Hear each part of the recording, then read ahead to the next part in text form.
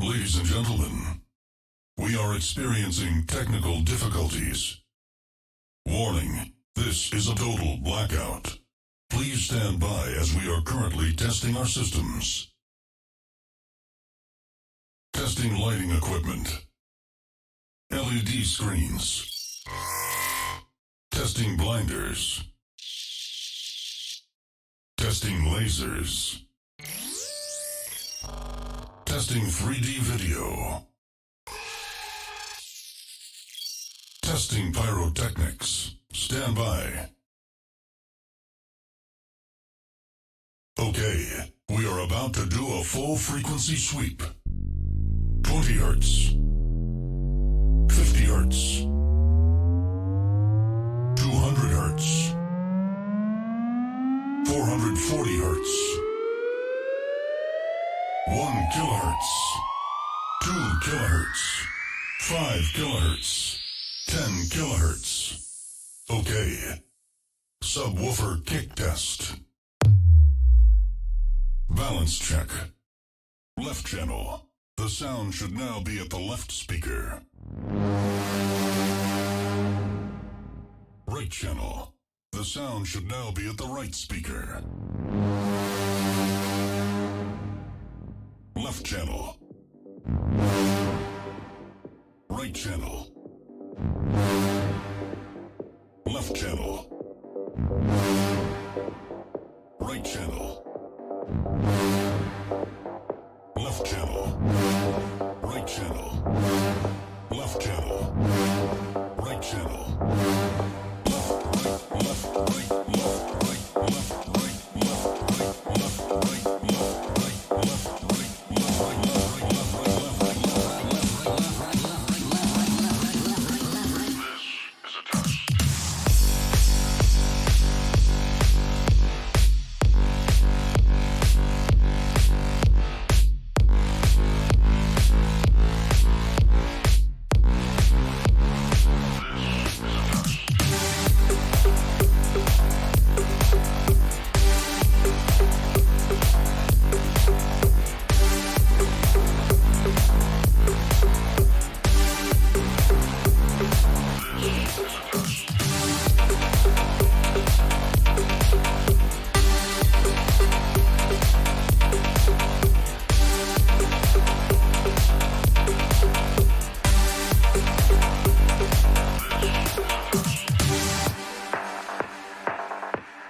Before proceeding with this show, we'll have to do one more test.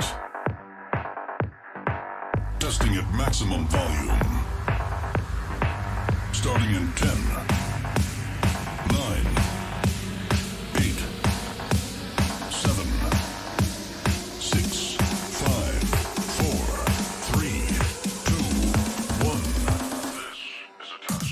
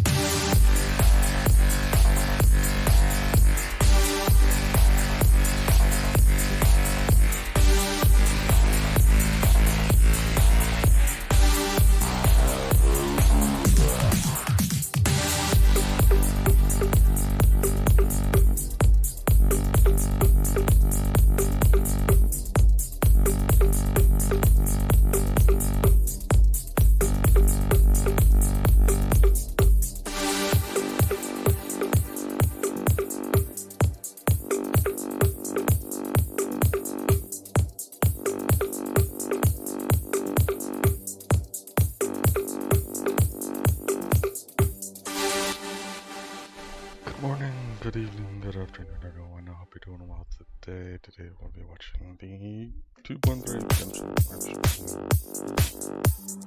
So, we'll be watching that first and then we'll get into Genshin afterwards. Hope you enjoy.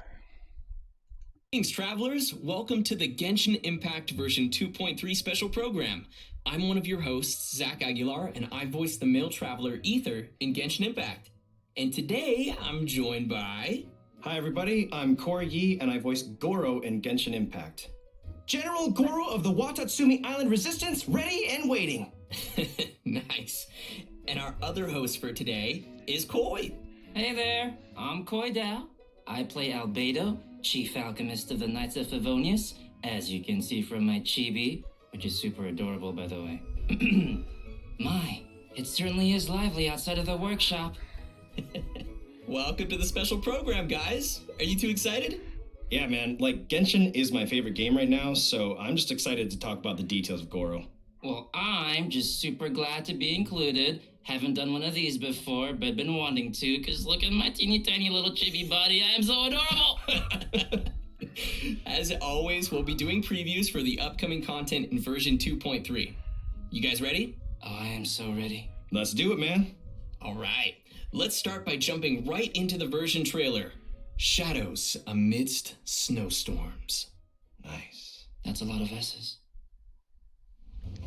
Indeed, a lot of S's. With this newfound strength, I will defend those who fight alongside me. Protecting my soldiers doesn't just mean having a robust defense in place. It means going on the attack. The key to seizing victory in battle lies in remembering the meaning of battle and employing the right tactics to generate momentum.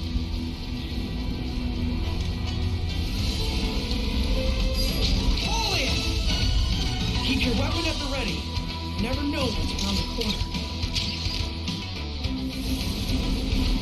Press the advantage! And Oni. The Tenryo Commission recently issued an arrest warrant. Arataki Ito. We've been trying to apprehend him recently. People see Oni causing trouble again. That'll defeat the whole purpose of the sacrifice he made. Come on, man. You won't get away this time. Just give yourself up on the top. A long time ago, I picked up this rare paper charm. It's very precious to me. When it gets torn, this place goes up in smoke. Idiot Oni. What did you say, little one? Go on. Say it to my face. There! It's showtime! Oh, coming through! Step aside. Ito's back in town.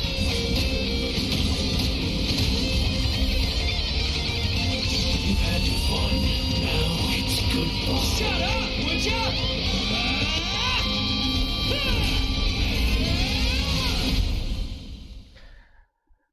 The transcendent and The miraculous are not the only things to which human beings aspire. They Z. pursue the everyday, the ordinary, Sounds like a- to a far greater extent than I would have ever imagined. This mountain we stand on is a cradle of life's profoundest mysteries, a vast and terrifying hotbed of possibilities. People are put off by the cold and don't realize that there is much to explore beneath the icy exterior. Are you here to build a snowman too? Let's combine our forces and build ourselves a huge snowman. It'll be a ton of fun. Isn't that the kid that we helped You seem a little distracted. find notes from his father? Some of my alchemy notes are missing. We do not yet know the identity of our thief. Please take care. Dragonspine has become more dangerous than it used to be. Oh no! Avalanche! Albedo, what the devil do you think you were doing?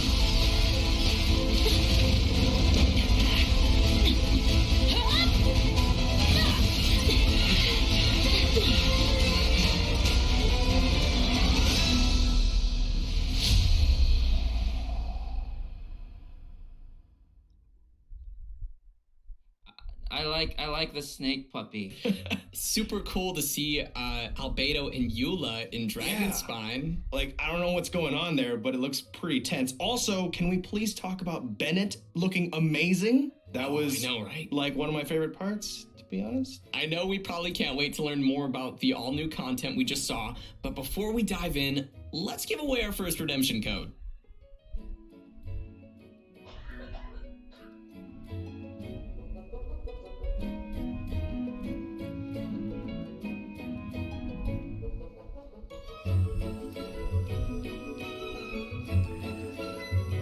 What I found out earlier today is that it says that it's limited one per account, but that means one account per server.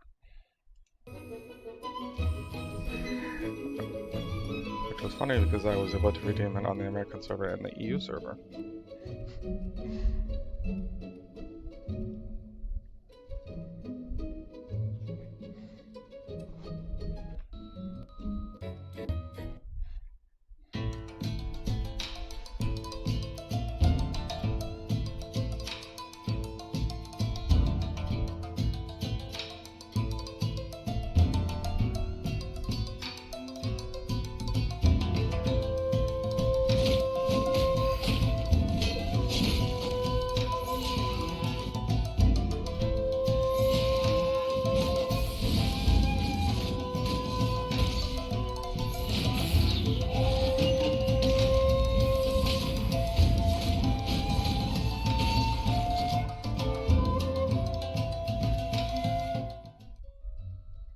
Beetle fighting, trading card games, spinning tops, kendama, hide and seek, you name it, I can play it. What do you say? Pick one and we'll have a little contest? Just make sure you're ready to get thrashed. Ha ha! Whoa. Did you see him swing his claymore and then fix his hair? He's like so the stylish. coolest dude in Inazuma. And yet he's like kind of this goofy kid at the same time. Like hearing his words, it's so interesting, that dynamic, but I'm into it. Okay, so our first character to introduce is Arataki Ito. As you can probably tell from the horns on his head, this guy is definitely not human. That's right.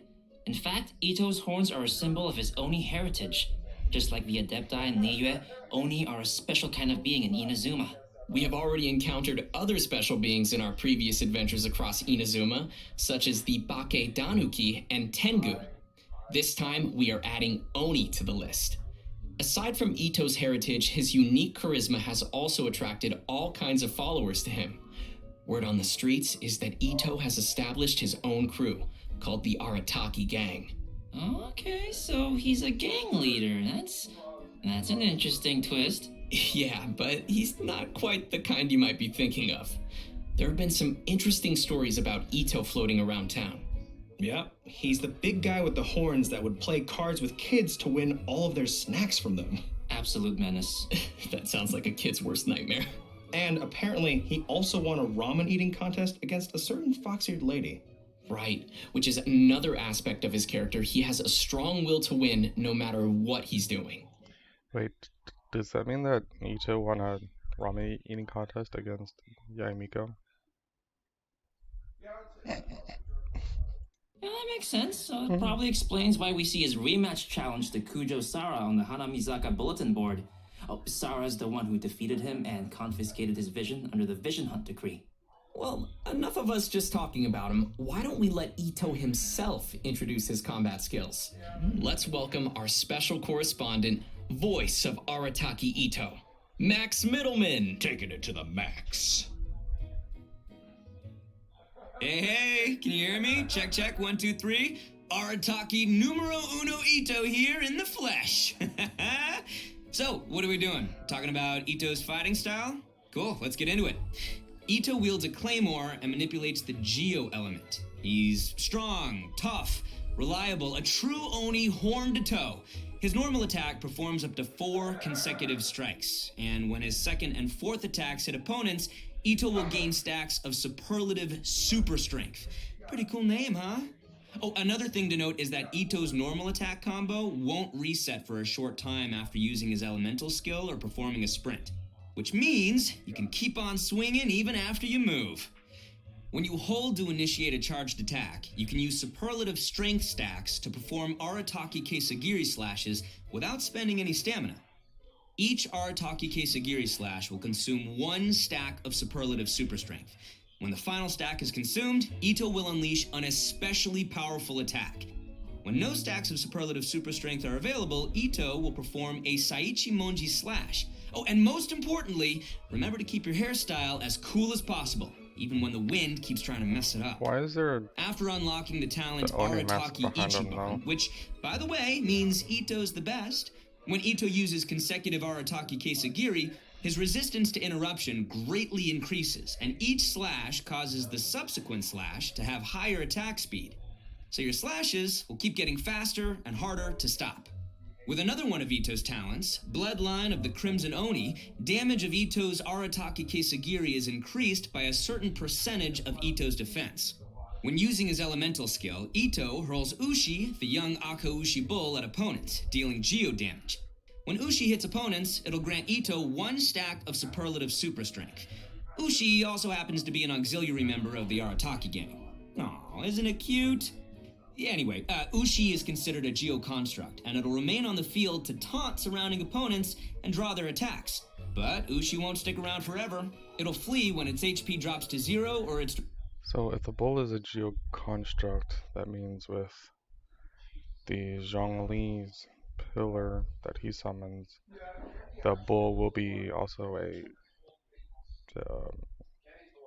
will give an energy blast along with Zhongli pillar, along with other geo constructs. Duration ends. Ushi also grants Ito 1 stack of superlative super strength when it takes damage and when it leaves.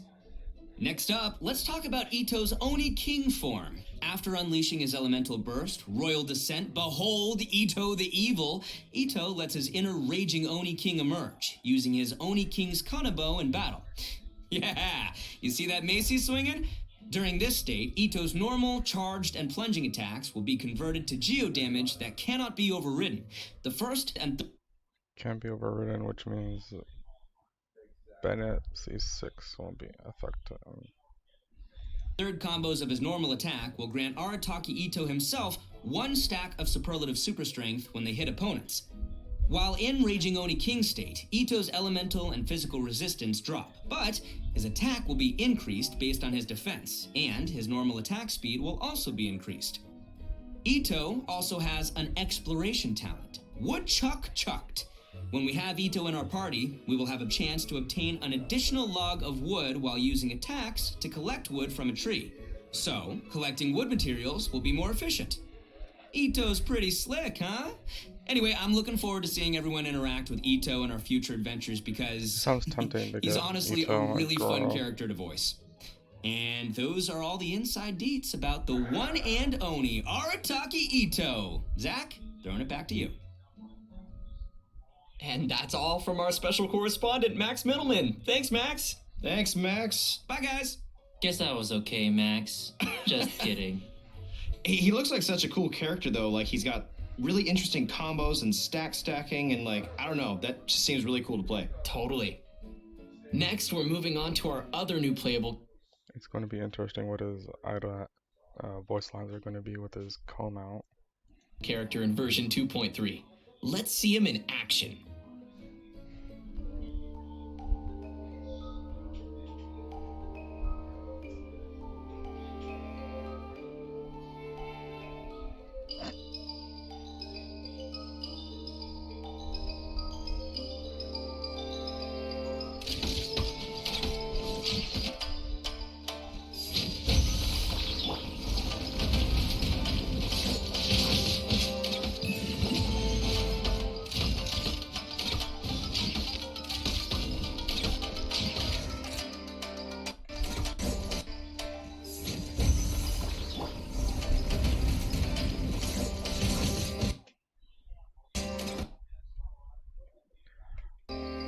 I realized something on the Traveler.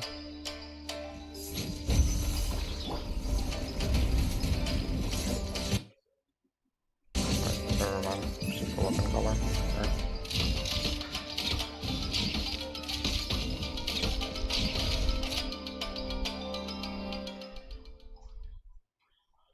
If there's anything ever troubling you, don't keep it all muzzled up inside. You can always speak your mind with me. Although I can't guarantee that I'll always have an answer, I'll certainly offer you my best advice. Even when I can't muster much of a response, you can always count on me to be a good listener. Whatever it is, I'm all ears. Whoa. Here we go. He looks like a real good boy with a big, beautiful heart. That he does. I like him. So, I know what everybody's wondering. Can we pet his ears? Oh my goodness. Well, that might be a little awkward, but if anyone could pet Goro, it'd probably be the Traveler. Not you, Zach, but the Traveler. He wants some pets! Just to be clear. I would like to scratch Goro behind the ears. Oh my gosh. What? Anyways, with all that being said, although Goro looks really young, he's one of the most reliable characters you might ever meet. Yeah, in fact, among the Watatsumi Island Resistance, he's known as Top Dog Goro. Right, which is interesting because Goro is still younger than most of his fellow officers. He earned the nickname because he's close with his troops, and the other officers are always lining up asking him for advice. And to be completely honest, Goro often doesn't know the right advice to give either. But he can't let the soldiers down, so he just gives some general pointers and responds based on his own gut feelings, which has worked pretty well, so everyone sees him as reliable. We'll place him down I guess that's what happens when you wear your heart on your sleeve. On the burst. But as soon as he returns to the battlefield, Goro is back to his serious general self, ready to lead the troops. Although, because Goro is still young and inexperienced, his temper can sometimes get the best of him. Anyway, let's take a look at how he fights. General Goro of the Watatsumi Island Resistance wields a bow and holds a Geovision. His elemental skill Inuzaka All-Round Defense deals AoE geo damage and sets up his General's War Banner. Aw, the dog paw on the banner is so cute. I love it. Thanks, guys. Well, this banner is more than just for show. It provides buffs to active characters within the ability's AoE based on the number of party members in field who are of the Geo element. So, for example, when we have one Geo party member, it grants a defense bonus. When we have two Geo party members, in addition to the defense bonus, it increases resistance to interruption. And when we have three Geo party members, it adds a Geo damage bonus on top of the previous two bonuses we just mentioned. Okay, so what you're saying is the more Geo characters we have in our party, like, I don't know, Albedo, the more buffs we gain from Goro's elemental skill? Yes, that is correct. Any characters who like defense and Geo, and there's a few of them, would probably like that a lot. Yes. And finally, Thanks, Koi. And finally, we have Goro's elemental burst, Juga Forward unto Victory. Unleashing his burst, Goro deals AoE Geo damage and creates a field known as General's Glory. Just like his elemental skill, the field provides buffs to active characters according to the number of Geo party members. What's Is Goro Bennett for Geo? Yeah, that sounds really dumb. Special about this field is that it moves together with your active character and periodically generates a crystal collapse, which deals AoE Geo damage to one opponent within its AoE. After unlocking the talent Heedless of the Wind and Weather, Goro's elemental burst also increases all party members' defense. And another one of Goro's talents, a favor repaid, grants damage bonuses to Goro's elemental skill and elemental burst based on his defense, which is great because I love seeing characters using different stats. Wow, so that's all really cool, but I have to admit that little sidekick of his is so cute. Look at how it waves its banner alongside Goro. I want to be its friend. Okay, guys, focus. Come on. I will be its friend. So, aside from his combat-related talents, Goro also has a pretty useful exploration talent called Seeker of Shinies. Yes, of what? that's Seeker of Shinies. The shiny. It's amazing and it's adorable. Yes, I totally understand that. This talent displays the location of nearby resources unique to Inazuma on the minimap while you have Goro in your party. Oh my goodness, let's go seek some shinies. It's gonna be so handy when we're farming materials in Inazuma. Totally. Yeah, so you guys like Goro? Sound pretty good? Yes. Very good. A very good boy. A very, very good boy. I knew that's where it was going, and I'm just not disappointed. Well, all right, now that we've had our first look at our new characters, let's check out the event wishes coming in version 2.3. The event wishes for version 2.3 are going to be a little different from previous versions. This time, we will be opening 2 character event wishes at the same time during the earlier phase of version 2.3. They are Albedo's Secretum Secretorum and Eula's Born of Ocean Swell. Okay, so both Albedo and Eula's rerun will be available at the same time, that means. It'll be debatable to pull on those without knowing the 4 stars. Also, in the later phase of version 2.3, the character event wish Oni's Royale will become available, featuring our 2 new characters, Arataki Ito and Goro. I'm guessing many of our viewers might be curious about the first 2 rerun event wishes, so why don't we give some more details? Oh yeah, for sure. With each version update, we've met many new companions on our journey. So some new players might want to get limited characters from previous event wishes, but it's probably gonna take a long time before they see their favorite character return. After collecting and considering player feedback, the devs have decided to push reruns forward when the timing fits the version content. So, coming back to the 2 concurrent character event wishes in version... So there's hope that reruns will happen faster. Cool. Version 2.3, both will actually share the same cumulative pull count toward the 5-star drop guarantee, which means any pulls you make on one of the character event wishes will also count towards the other. So, for example, if you pulled 50 times on Albedo's Secretum Secretorum and didn't gain a single 5-star character, then you are still guaranteed to gain at least 1 5-star character in the remaining 40 pulls on Eula's Born of Ocean Swell. I can see it now. People pulling on the wrong banner and not realizing. There will be more information in an upcoming announcement with more details on these new wish mechanics. And as expected, with new characters comes new storylines. Ito's story quest, Taurus Iracundus, will be added in the new version for travelers to explore. The Oni race once left countless figures in Inazuman legends, but how do Ito or other Oni live in the current Inazuma? For any players interested in diving deeper into Ito's backstory, this story quest will be a great place to start. Sounds swell to me. In addition to... Although we're getting new story, how about continuation of the old ones? Ito's story quest, both Goro and Beto will be receiving their very own hangout events in version 2.3. That's right, players are going to get an inside look at some of the secrets behind General Goro in his hangout. Oh, and we'll be joining Captain Beto for an all-new adventure in her hangout as well. We have quite a few new storylines awaiting travelers in the new version, so remember to save up some story keys to unlock those. Heck yeah, if you like new characters and storylines, or bet you like some new weapons and artifacts in version 2.3, then... Husk of Opulent Dreams is a character equipped with this artifact set will obtain the curiosity effect in the following conditions. When on the field, the character gains 1 stack after hitting an opponent with geo attacks, triggering a maximum once every 0.3 seconds. When off the field, the character gains 1 stack every 3 seconds. Curiosity can stack up to 4 times each providing 6% defense and 6% geo damage bonus. When 6 seconds pass without gaining a curiosity stack, one stack is lost.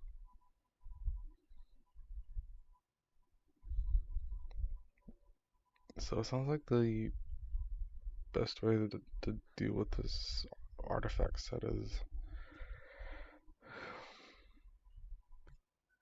gain full stacks before using any attack. Seems like that. And then Ocean Hued Clam is when a character equipping this artifact set heals a character in the party, a CDAP foam will appear for 3 seconds, accumulating the amount of HP recovered from healing, including overflow healing. At the end of the duration, the CDAP foam will explode, dealing damage to nearby opponents based on 90% of the accumulated healing. This damage is calculated similar to reactions, which as Electric Charge and Super Contact, but is not affected by elemental mastery.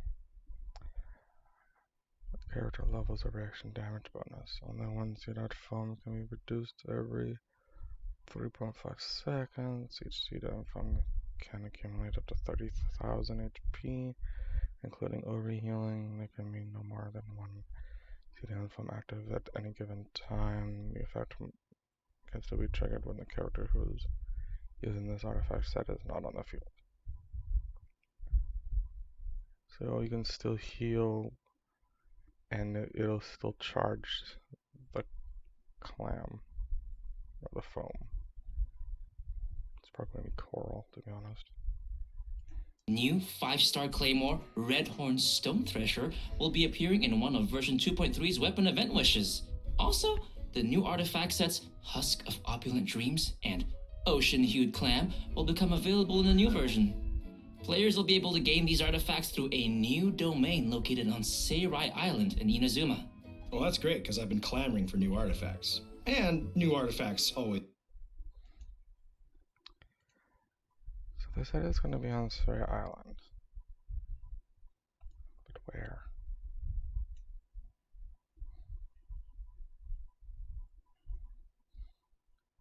I'm guessing it might be either on these open islands that don't have anything besides mobs. Which I really hope it's on this one, because that one is just annoying to get to. It's way too far to travel. Always bring new possibilities for characters and great party combinations. Yeah, for sure. And now that we've covered all the new equipment coming our way, we're ready to see a new deadly boss rising in the coming version. Let's take a look at the Golden Wolf Lord.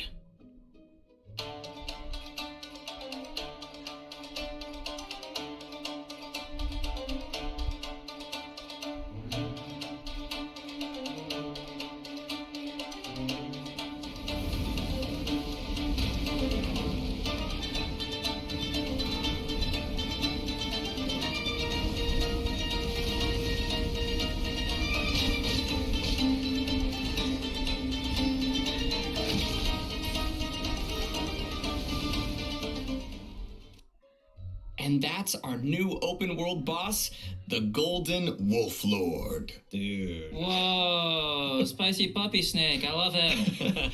I'm kind of grappling with like wanting to fight it and wanting to pet it. I don't really know. I'm going to make it my golden wolf friend. Oh, did you guys see the tornado too? I'm like, I better not get hit with that thing. Yeah, seeing that just made me feel winded. Also, the size of that thing, that is one giant rift hound. Yeah, now that you mention it, the structures of their bodies look really similar.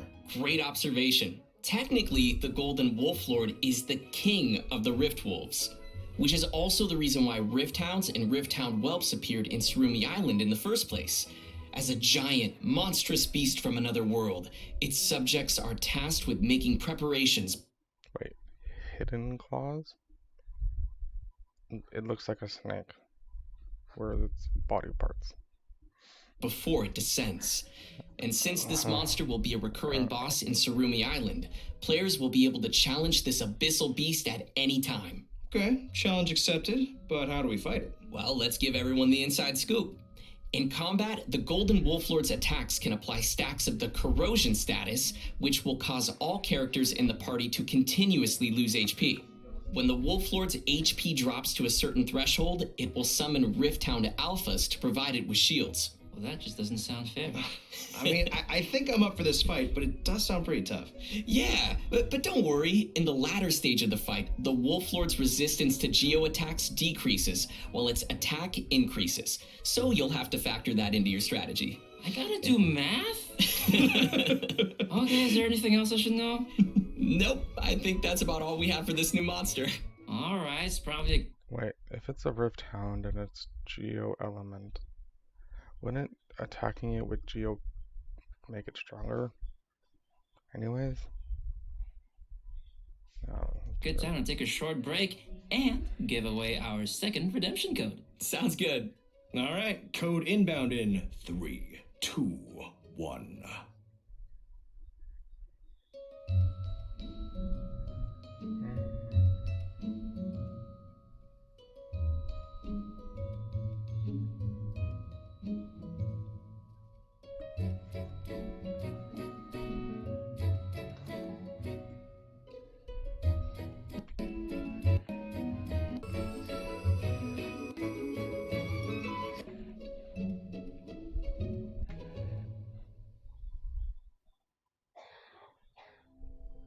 Welcome back, travelers. Next up, we'll be giving some exclusive details on the new events coming in version 2.3.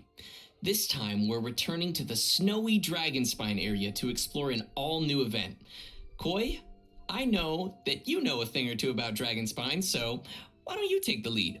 It would be my pleasure, Zach. Okay. The main event in version 2.3 is called Shadows Amid Snowstorms. In this event, the Adventurers Guild will be holding their winter training on Dragonspine. They plan to have seasoned adventurers pairing up with newer recruits. Some of our old friends from Mondstadt will be joining to help out too. You know, like Amber and Eula. Oh, that's cool. You see what they're cool because it's cold and yes, Dragonspine. Zach, I did see what you did there. Well, we'll definitely need our friends to survive the deadly cold of Dragonspine. Yep. Travelers who've reached Adventure Rank 20 and completed the prerequisite quests will be able to participate in the event. And you know, outside the event storylines, travelers can participate in various challenges and earn event currencies to exchange for a range of rewards. I'm excited to chill in Dragonspine again, but what kinds of gameplay can we expect for travelers during our winter training? The first is called agility training. Basically, it's a special speed training. Once you start, you need to follow the guides to proceed down a race course. The goal is to get the highest score possible before successfully reaching the end. And your score is based on the amount of time spent and the number of insignias of adventure and insignias of conquest you're able to collect during the training. Ooh, and it also looks like we've got some special buffs to make use of. That is correct. Special blessings will sometimes appear while you race. There are two kinds of blessings. First is the Gale Spring blessing, which will enhance your character's jumping abilities. And second is the Iron Skin blessing, which will allow your characters to shatter ice pillars around them. Okay, so we'll need to aim for the ice pillars containing insignias once we have this blessing. Oh, you are so smart. That is correct. Travelers should be sure to make use of it. Some insignias of adventure will be hidden in the course, but insignias of conquest appear only at certain times. Ooh. You'll need to get the correct timing down and grab them throughout the challenge. The second type of gameplay is tracker training. Travelers will need to find and melt all the ice crystal piles within the training area to complete the challenge. So a pyro character is going to be a must for your party in this one. Yep. But this training shouldn't be too much of a problem. We just need to be careful of the nearby enemies and surrounding environment. And our third type of gameplay is combat training. Ooh, combat, my favorite part. Combat training camps will contain lures that can be activated to begin the training session. Lures will start in a state of source cold and eliminate cold air that not only increases the rate at which sheer cold will accumulate on your character, but also gives nearby opponents a buff at fixed intervals. Sounds like this one might be a little more intense for challengers then. Yeah, but don't worry, there are multiple mechanisms around the lures. Travelers can activate these mechanisms by attacking them while carrying Scarlet Quartz. Once you've activated the 3 mechanisms, they will change the lure state to heat source and cancel the accumulation of sheer cold. Yeah, see? When lures switch to heat source mode, characters will also restore a certain amount of energy at fixed intervals. So, on heat source mode, dealing damage to opponents while carrying Scarlet Quartz will unleash all the Quartz energy in a single blow, dealing AoE pyro damage to the opponents. Whew, I can already see myself searching frantically to find Scarlet Quartz in this one. Yeah, but actually, besides looking for Scarlet Quartz in the surrounding area, you can also obtain Scarlet Quartz by defeating certain monsters during the challenge. All 3 of these trainings have multiple challenges, which may be completed to obtain event currencies, primo gems, and more. You can also obtain some snowman components from the tracker training and combat training. The effect of the Dude, the snowman. That's a nice seasonal touch. Yeah, I would love to make a snowman on Dragon's Spine. Oh my goodness, me too.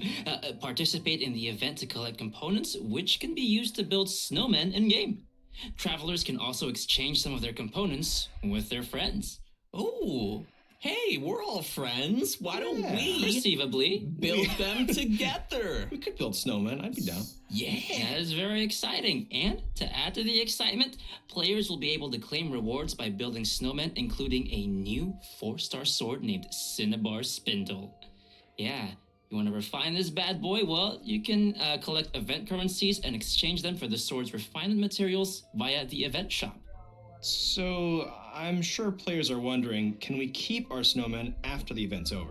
Absolutely. We can bring the snowman bases and components home after the whole thing wraps up. All right, another decoration for our Serena teapot.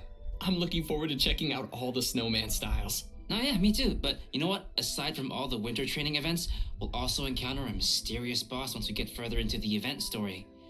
But travelers will probably have to discover that for themselves. Anyway, I'm super excited for this event. Are you guys excited? Yeah, and it sounds like we'll have a ton of seasonal things to do on Dragon's Spine. All right, next we'll be heading back to Inazuma for our next event titled Bantan Sango Case Files, The Warrior Dog. Wait, what? What was that? Was that you, Koi? No, it was Corey. You can't blame this one on the dog. Okay, anyway, back to our event. There have been mysterious disappearances of animals across Inazuma lately, and of course, the Traveler is there to help. According to the Commission, our objective is to find and bring the missing animals back. During investigation, we get to find a mysterious dog which patrols around some of the missing animals. Well, a dog? There's like a whole bunch of dogs here. These are all its canine bunshin, which are like illusionary copies. Oh yeah, these aren't your average guard dog, they're carrying a little sword. That's why we need to sneak to where the dog keeps the little animals and avoid being detected, unless we want to be attacked. That sure sounds super scary. Yes, it does. In this event, travelers will obtain a gadget called the Ubiquity Net. Travelers can use it to replace their elemental skill with the net's ability. We'll use this ability on the indicated animals to whisk them away. If the skill hits a canine bunshin, it will be stunned for a short time. Travelers can also activate smoke machines and fireworks around places. It seems like there's a charge time for the net. I hope not. Of interest to cause distractions too. Throughout our investigation, we'll also discover numbers of animals that have been kept in cages inside places called dens of thieves. We'll need to defeat the surrounding opponents first before opening the cages and coming to their rescue. By completing event challenges, we can claim rewards including primo gems, so be sure to give it a try. After this event ends, travelers can complete the related world requests to obtain a brand new gadget called the Omni Ubiquity Net. That's quite a name. Yeah. Unlike the gadget from the event, this upgraded net has been modified using Onmyodo. It is said it can capture the essence of smaller creatures before using the net itself as a medium to replicate their forms. So it'll be easier to gather animals for your Serenity Pot without having to spend the realm currency on buying them from Chubby on a weekly basis. So what you're saying is, we can keep pets with it. Well, sort of. We can use the net as a way of recreating animals that we meet in the open world and place them in our Serenity Pod. But the bottom line is, I can be like Draft or Timmy and have an army of pigeons at my disposal. I will accept this. Right. But please note that there are some little critters who cannot be recreated using the net. Travelers may find which animals can be recreated in the archive. Yes, we're gonna get to keep some more animals in our realms. Our next event is Energy Amplifier Fruition. Some of you may remember the previous Energy Amplifier event. It turns out that after our previous research, some remaining mutation stones have started to surface. In the new version of the Energy Amplifier event, travelers will need to get to the places of interest and eliminate threats there. But mutation stones can grant powerful bonuses to opponents, so we'll want to take care of those first before facing the enemy. Yeah. After defeating the enemies, we can open the chest to claim rewards. What's different from the previous Energy Amplifier event is that once travelers have cleared all the investigation tasks in Act 1, they'll automatically gain the Energy Amplifier and all of the Earman Soul Fruit fragments. Each act cleared will unlock the corresponding deceitful domain. And just like the previous time we entered this event, we will be able to select the difficulty and conditions for the domains we enter, and the Energy Amplifier will help amplify our abilities in these domains. The fragments you configure into the Energy Amplifier will determine the buffs you gain during the challenge. In terms of rewards, there will be both first clear rewards and milestone score rewards to claim in this event, so you definitely don't want to miss out on those. Our next event to introduce is Misty Dungeon. This one was quite fun for those that don't have every single character in game. Realm of Light. Yeah, travelers may remember this one as well. Just like our previous Misty Dungeon event, travelers will use the trial characters to complete dungeon trials. You will need to find all 3 of the ancient runes in the dungeon and complete their corresponding challenges to activate the runes. Once all 3 runes are activated, travelers can gain access to the final challenge. There are benediction mechanics with the trials, which allow players to obtain certain bonus effects. At the same time, there are also some automated weapon systems that will detect and attack any intruders. So, travelers must use the appropriate reactions to temporarily disable these devices.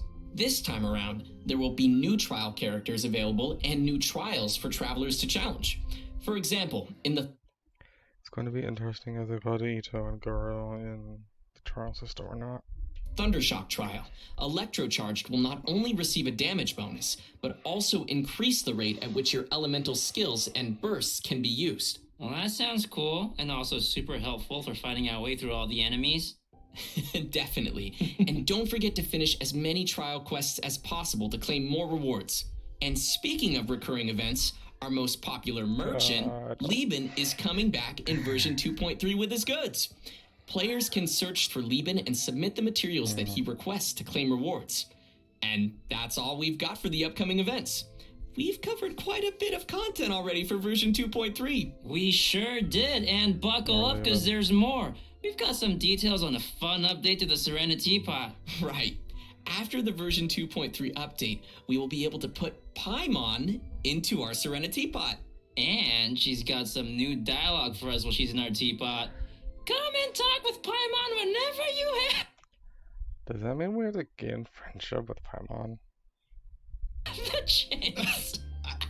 I don't think that I want to, if that's what she sounds like, but I think I will take pictures with Paimon. It's not often we get to snap a photo with Paimon. Okay.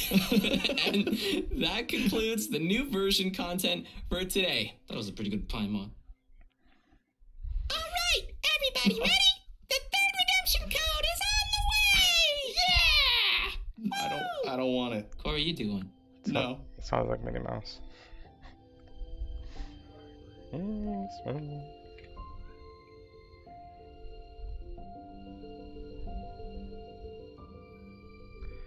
Is the demon form behind Arateki Ito the like demon form that's inside him like Naruto, or is it just like splash art? I don't know. And we are reaching the end to our special... Every journey has its end. Every journey has its end. And we are reaching the end to our special program. Yeah, time really flies, huh? It sure does. Don't rush. As Zhongli says. What was that? So, Koi and Corey, you are both first-time hosts on the program today. What do you think? You know, it's just been such a journey for me personally, going from voicing NPCs like Draft to voicing Goro and being able to be here on the special program. And I just can't wait for you guys to get to know him better. So thank you for having me, and it's been an honor. Aw, that's sweet. That's you and awesome. Goro are two very good boys. Speaking of good boys, there's so many doggos in this update. Did you see? I'm going to pet all of them, and then I'm going to make 10 million snowmen. Sounds like a good plan. I'm also super excited for the snowmen and checking out all of their different styles. And the Golden Wolf Lord looks so fierce and scary in the tornado, but I will die plenty of times, but I will enjoy it because... We can face it together. Yes, together. Help me out, guys. Remember Please. to pack your albedo. Yeah, you're coming with me. Bring him, Koi, bring him. I better. Well, that's it for the special program today. Thanks for watching the Genshin Impact version 2.3 special program, and we'll see you all in game. See ya. Bye. Bye. That was cool. But maybe they posted wish mechanics. After 2.3 update, a new wish mechanic will be added. Character event wish 2. There's guaranteed count for the character event wish and character event wish 2 is shared and is cumulative both between both character wish and the wish guarantee count is independent of it.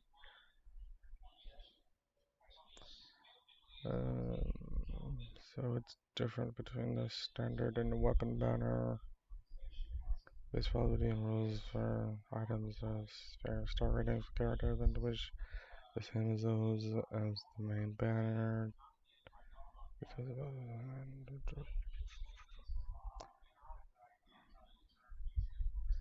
when will it be available? When do character event wish 2 is an event wish for previous release characters and will be available from time to time. The specific release time of event wishes will be revealed via announcement streams. Will the wish guarantee count? If you fail to get a character, you fail to obtain a 4-star item after making 6 wishes in the character wish banner, and then continue to wish in the character event wish 2 banner with a maximum of 4 wishes made in the wish 2 banner. You'll obtain a guarantee of at least 1 item with a 4-star rating of a character or weapon. If you obtain a 4-star item from the banner that is not featured on the character wish banner and continue to wish in the second banner, the next 4-star item will be guaranteed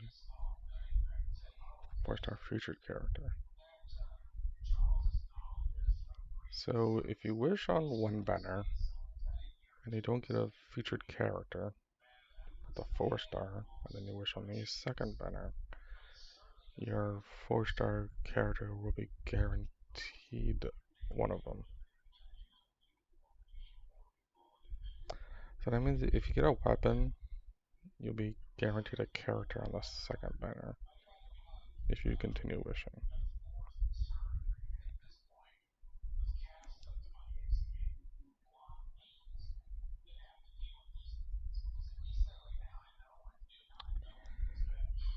It's cool that the pity system is carried over between banners or event durations. So that's cool. Really wish they had dark mode. God, I wish they did.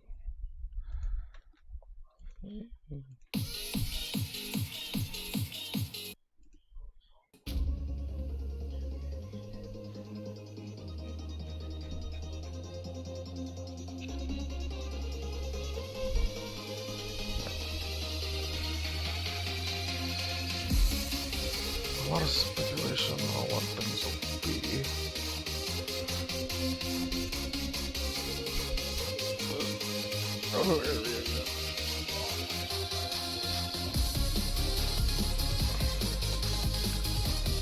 So what are these story and events?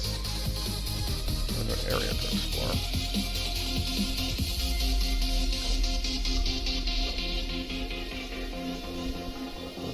Little sad.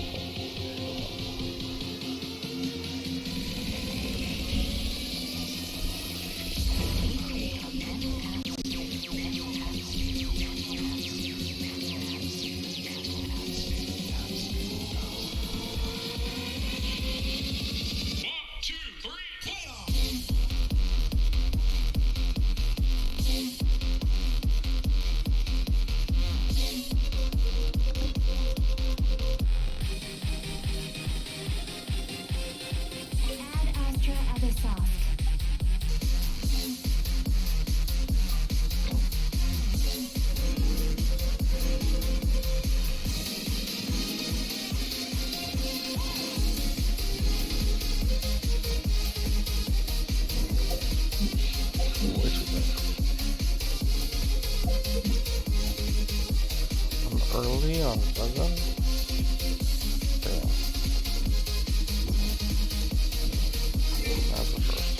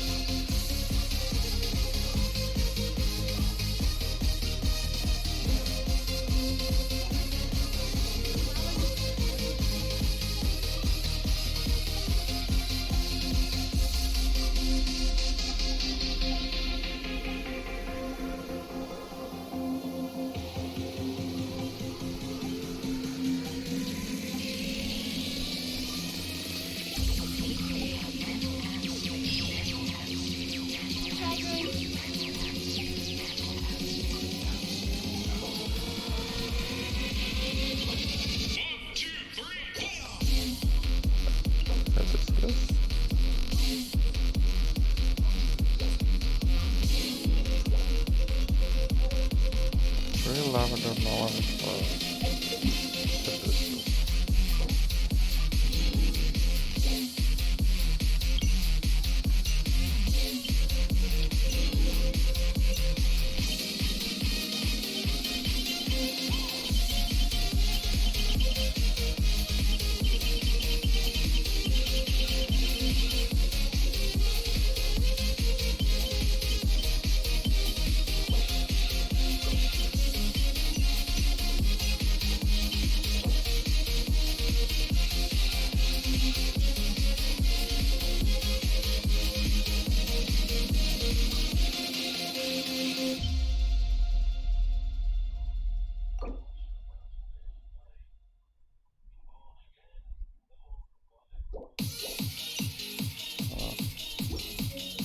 Onwards. We have work to do.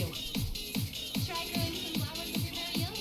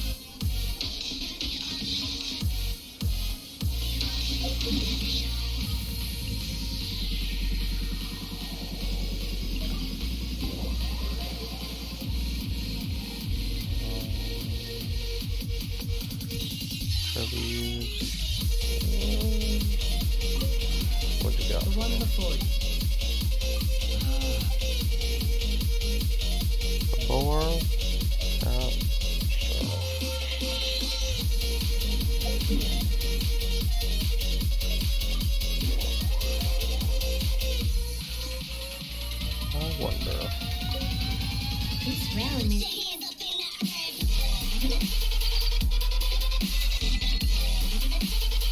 All characters are level 8.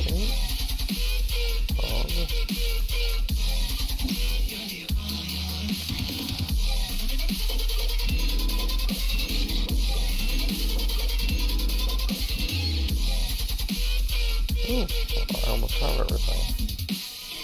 Fuck. I was done building everything that's possible to get.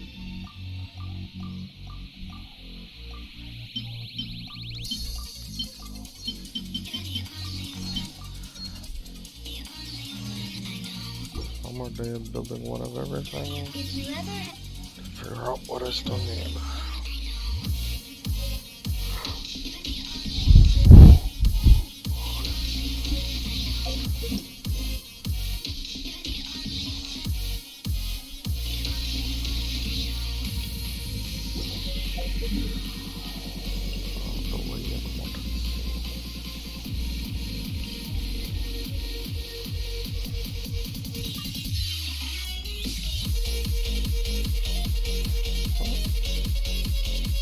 Someone joined us. What?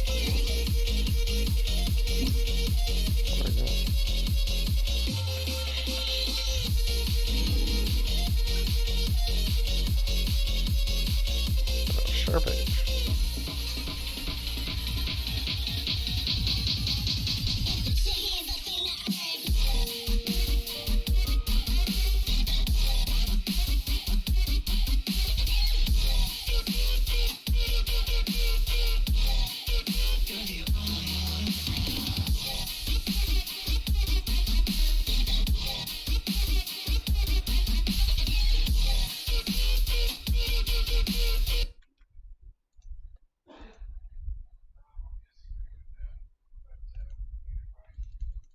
There's no audio? Why is there no audio? That's right.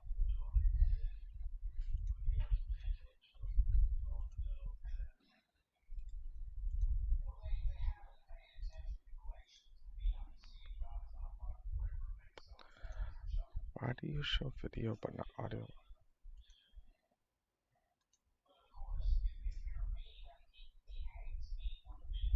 This is dumb.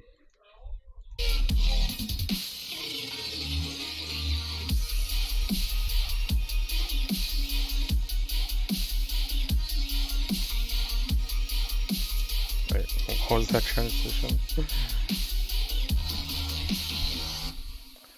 Why does Ito get...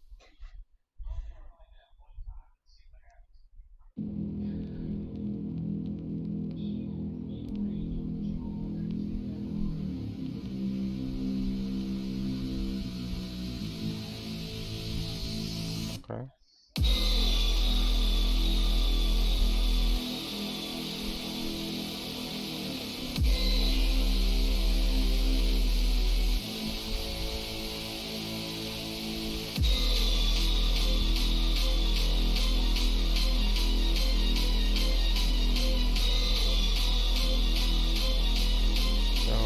Is your text Korean? Huh? What's wrong?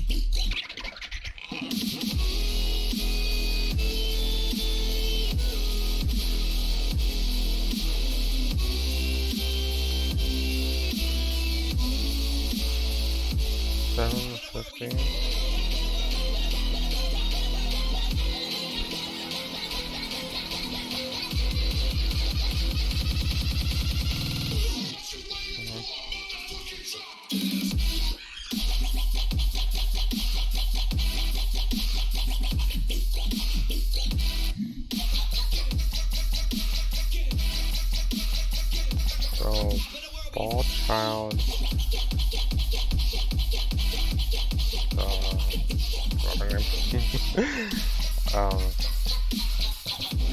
I forgot her name.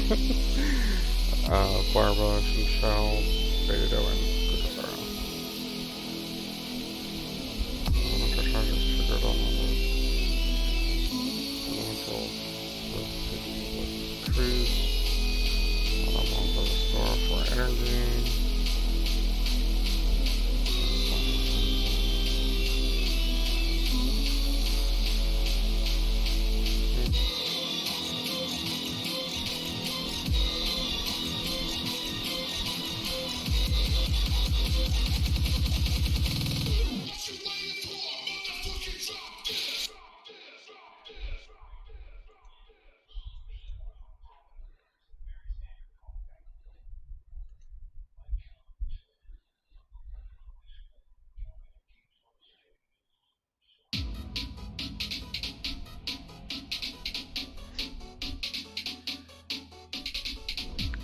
I don't know why it's glitching out my stream.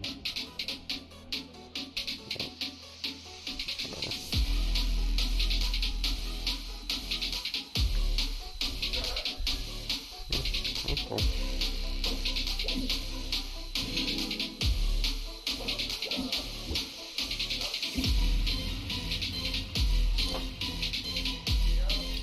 Oh, Lily Land bonus starts within 3 days. That's cool.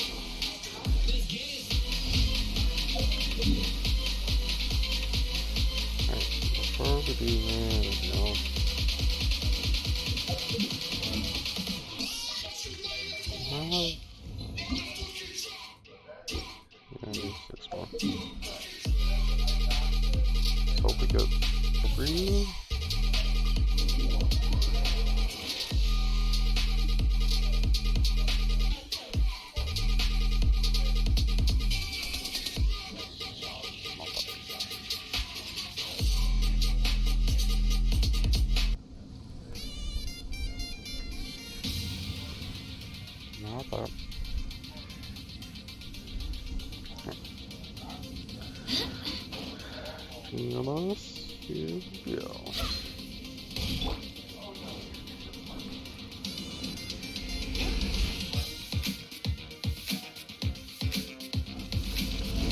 One with my blade.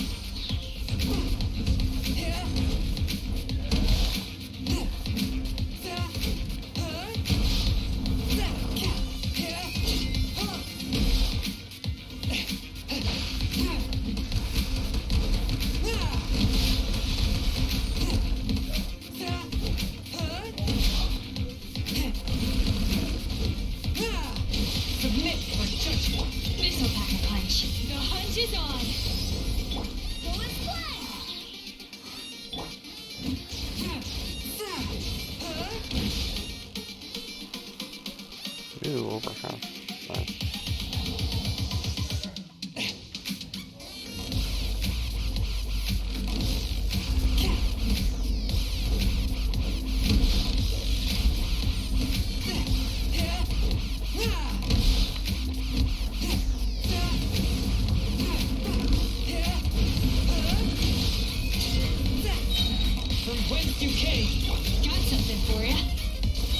a new one.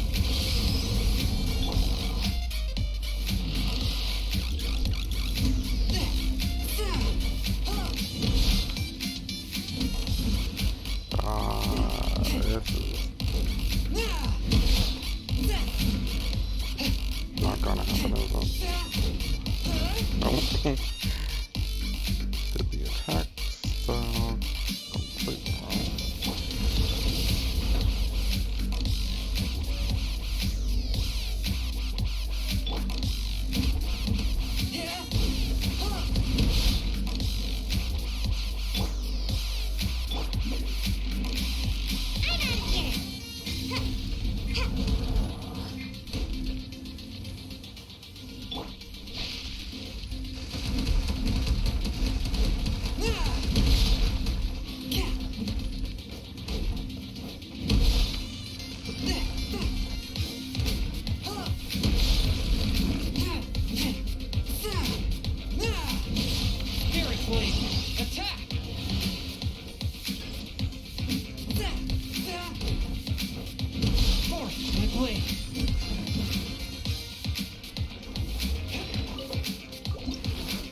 Three?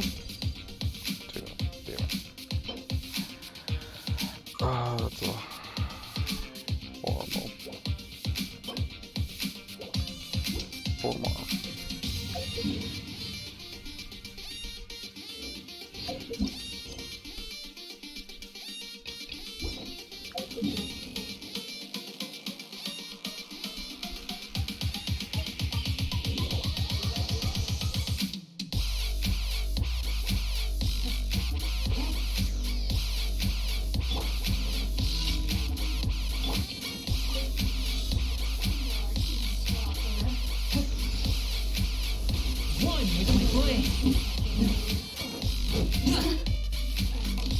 Oh my god, change characters. I swear by my sword. Submit for judgment. Oh my god. Really? Force my blade.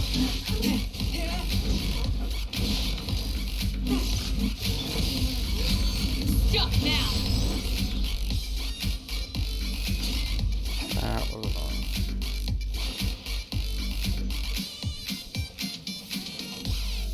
Whatever.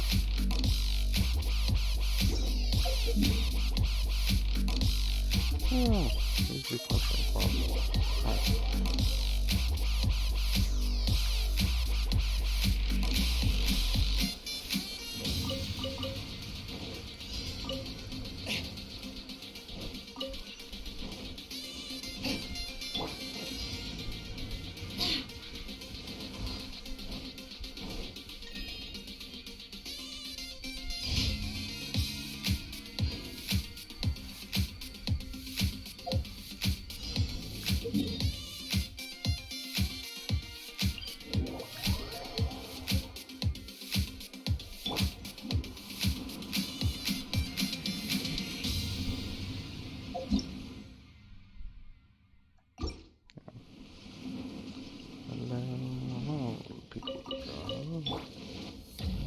Just in case they want to see this.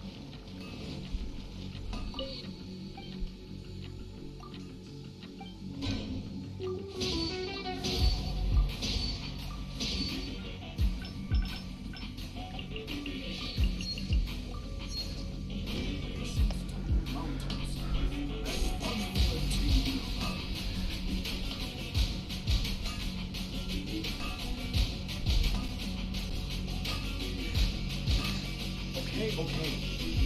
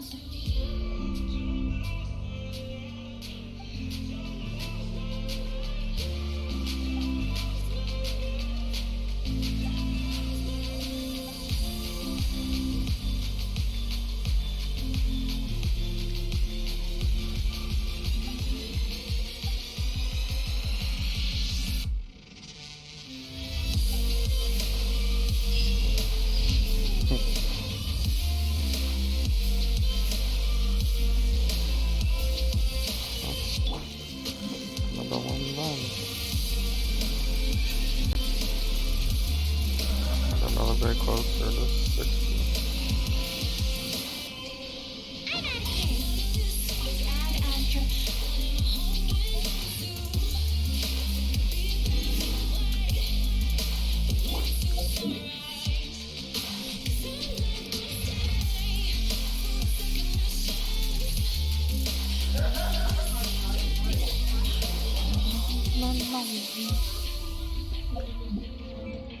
Yeah, there was a filter.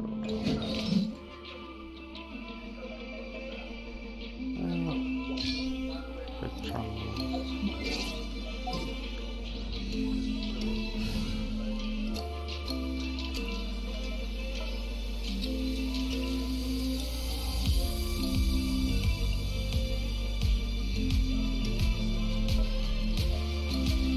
I'll watch your back.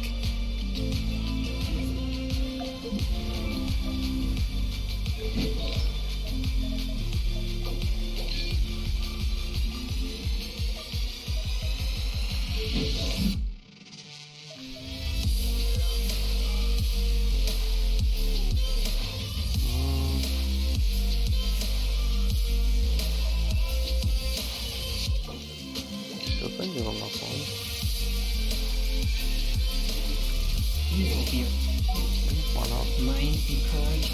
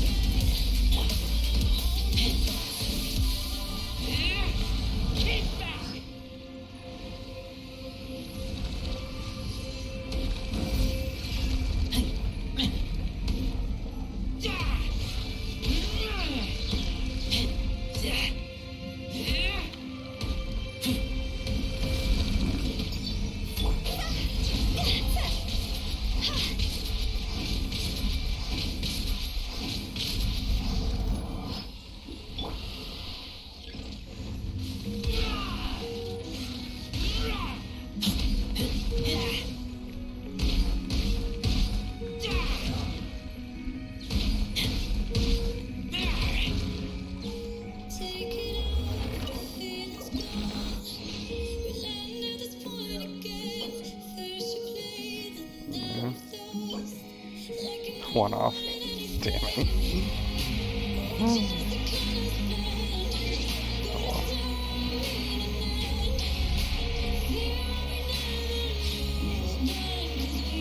Okay. Let's say that harder.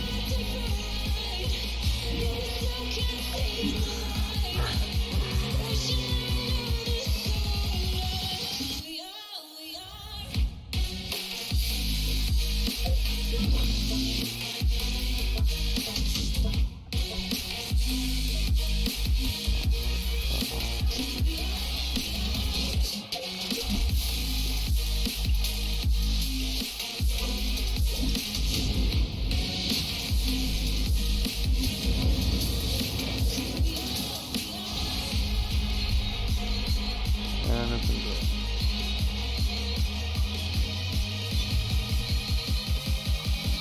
Play constellation. Wish we got Polo. How much of having radar on character? Just duplicates of file every time.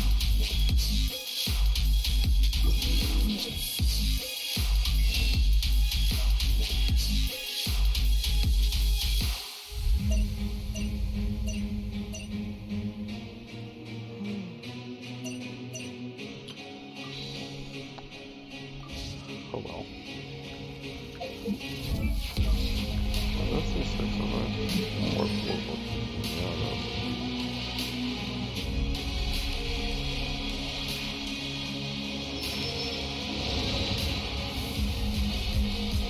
Hogger.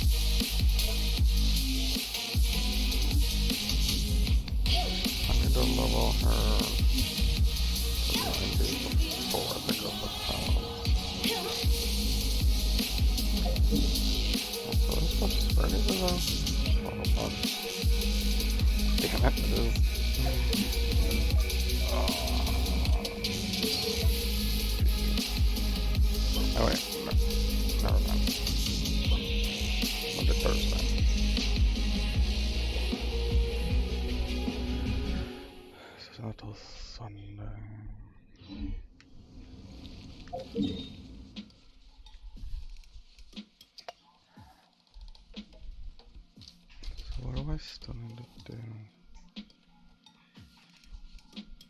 Oh, I can go to 40, so that's done.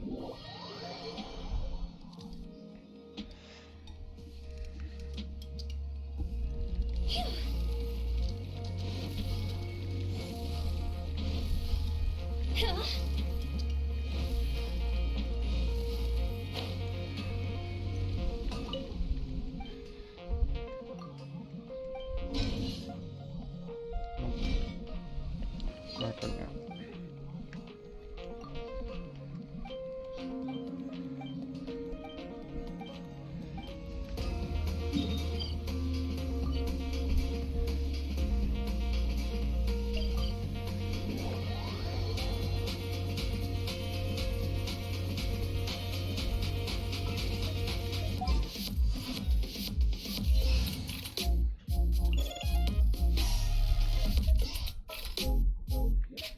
I'll watch your back.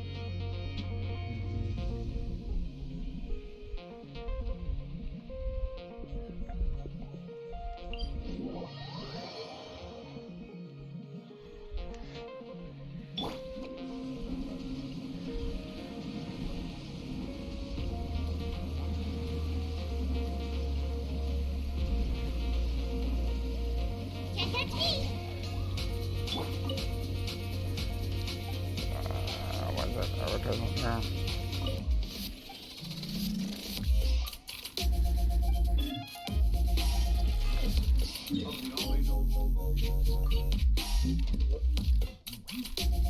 I think there was also a guy in Fujito. So not cool.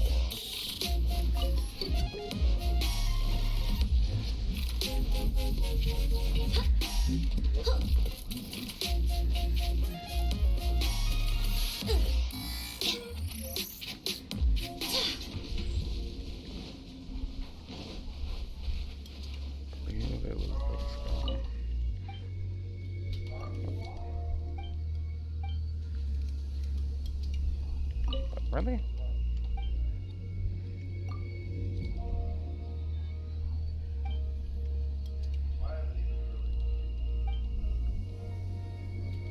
Really? Nothing.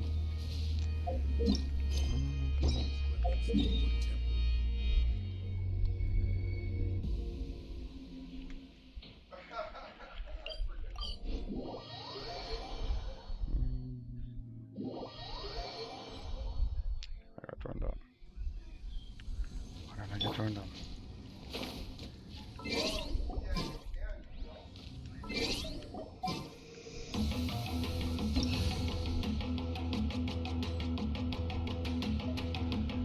What reason could they possibly have a turned on?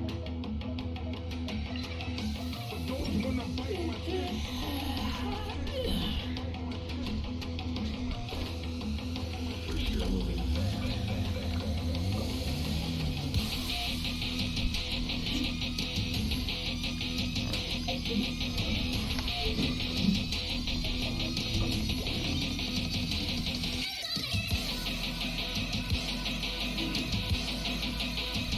would I want to hear a song?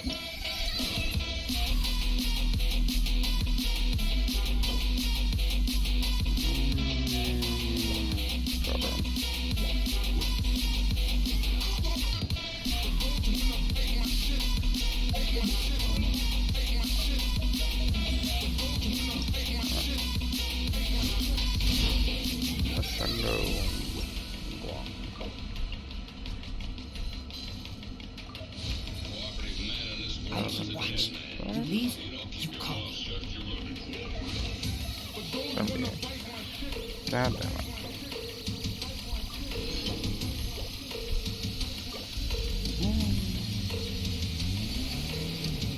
But those wanna bite my shit, bite my shit, bite my shit. But those wanna bite my shit, bite my shit, bite my shit. So they're going to do a bit of damage.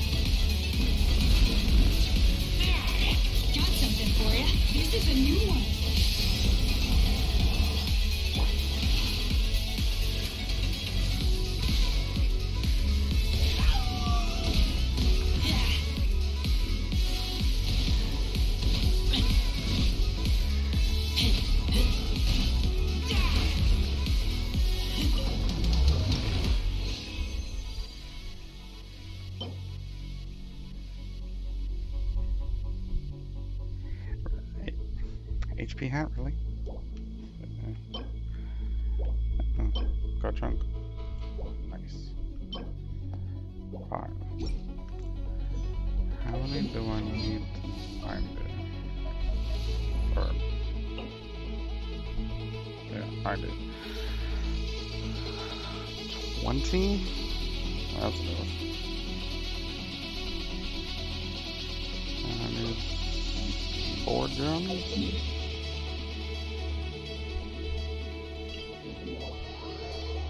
How many gems can I make right now?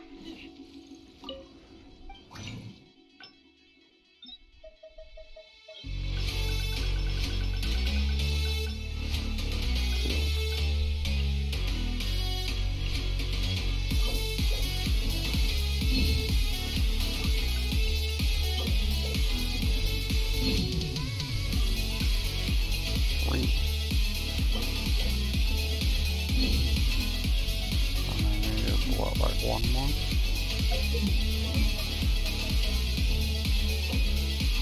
One more.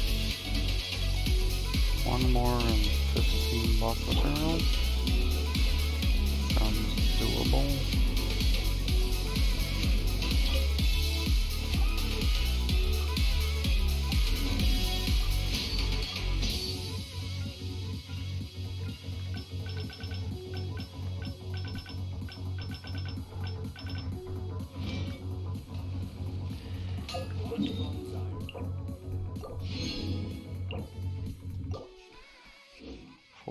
Privileges.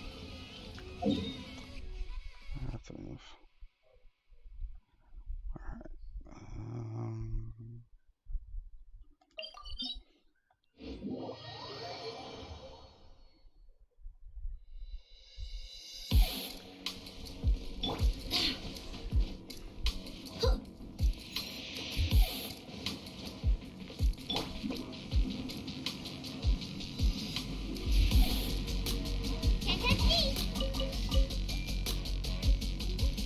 Why does it always fall down?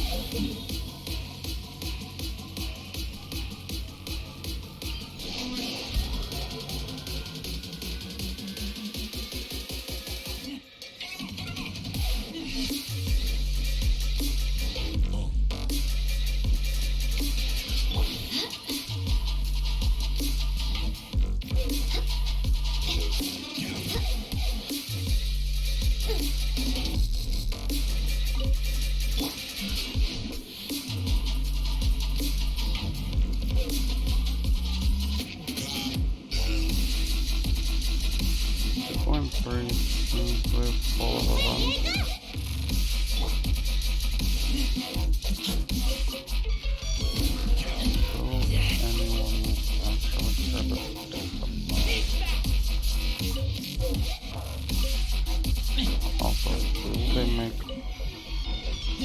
the dungeons difficult? Or no?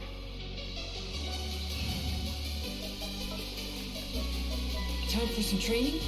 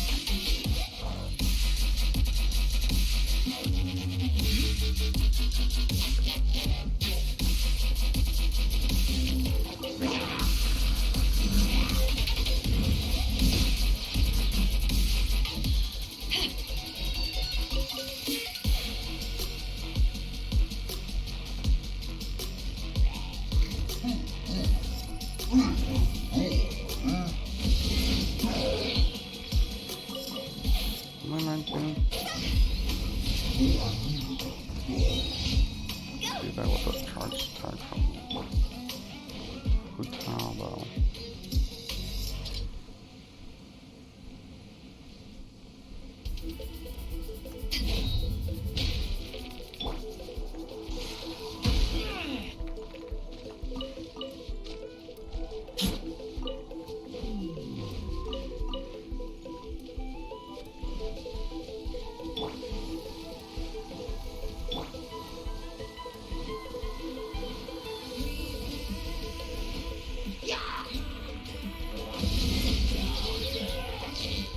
Boarding power, much better.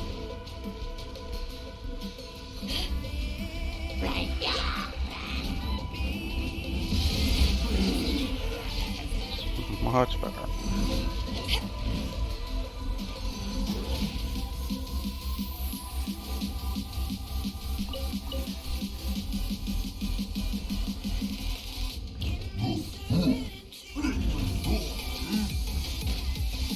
Oh, my button didn't work. Damn it. Ah, that's cringe. Controller? Why didn't it work?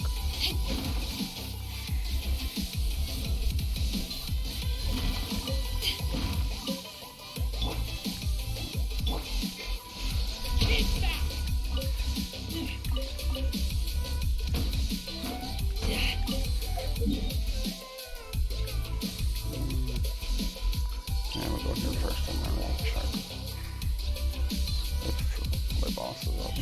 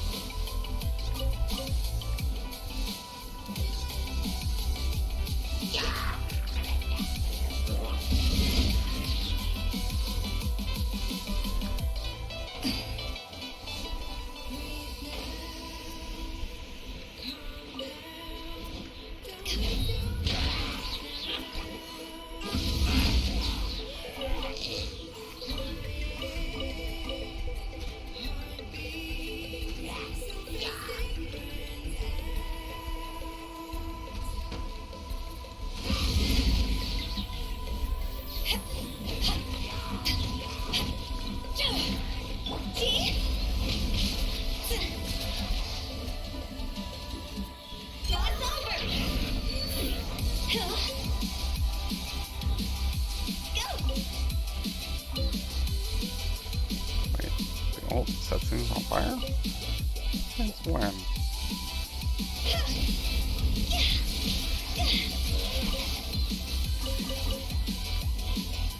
I don't remember has ever been doing that.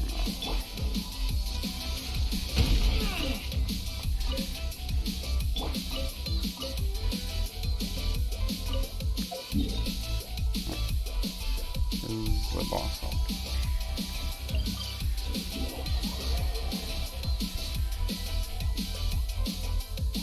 Dizzly up.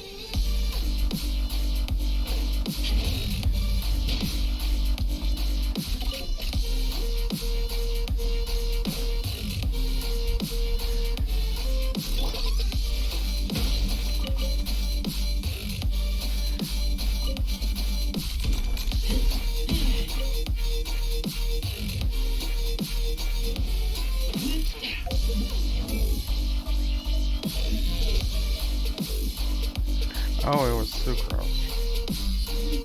I don't remember the name.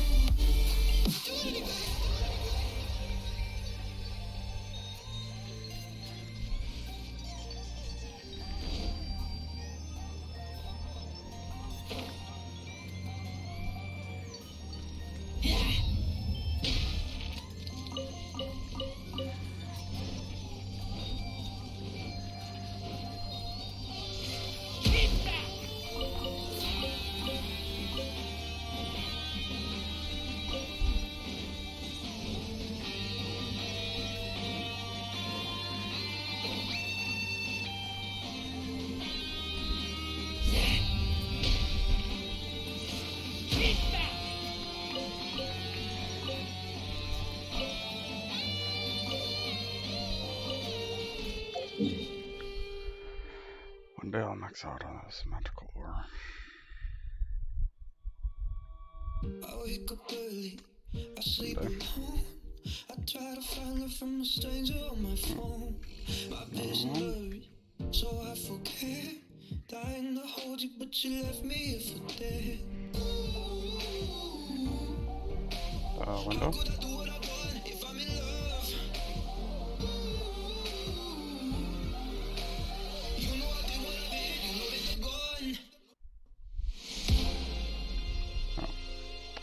Wobble is a good one. Very, fancy, so.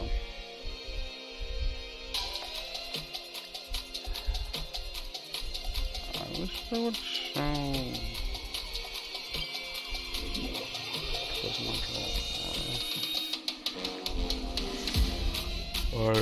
They're coming. I don't know where those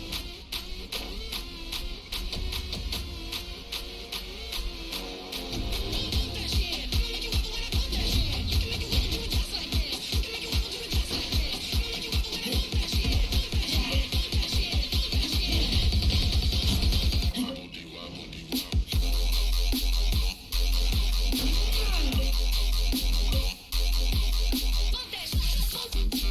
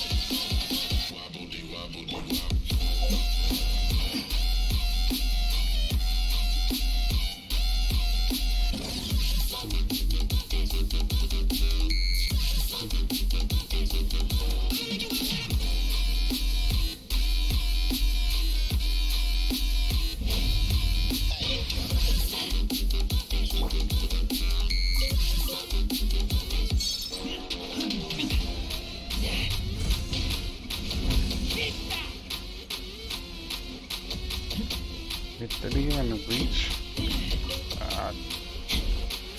Come on, Razor.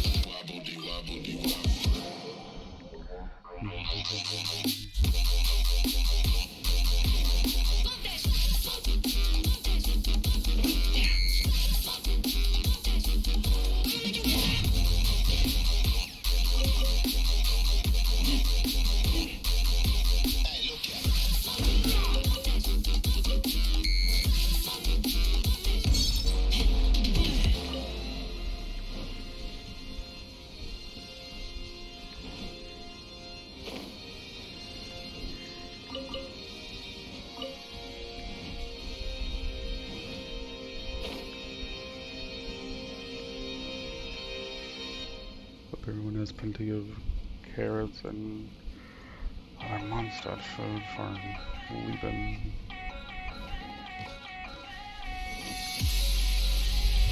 Look at this carrots, radish, and berries, I think.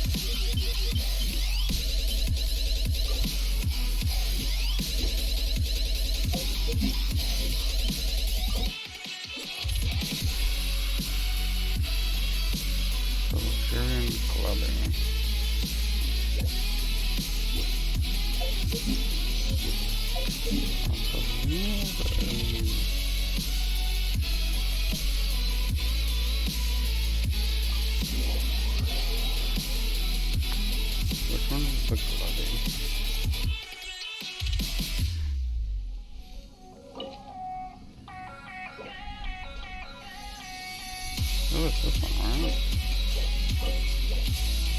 Oh, refill.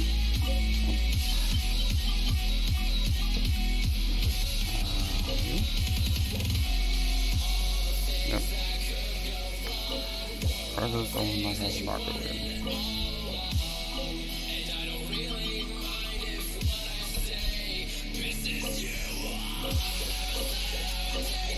Damn it, why do I have to get mark a weird one?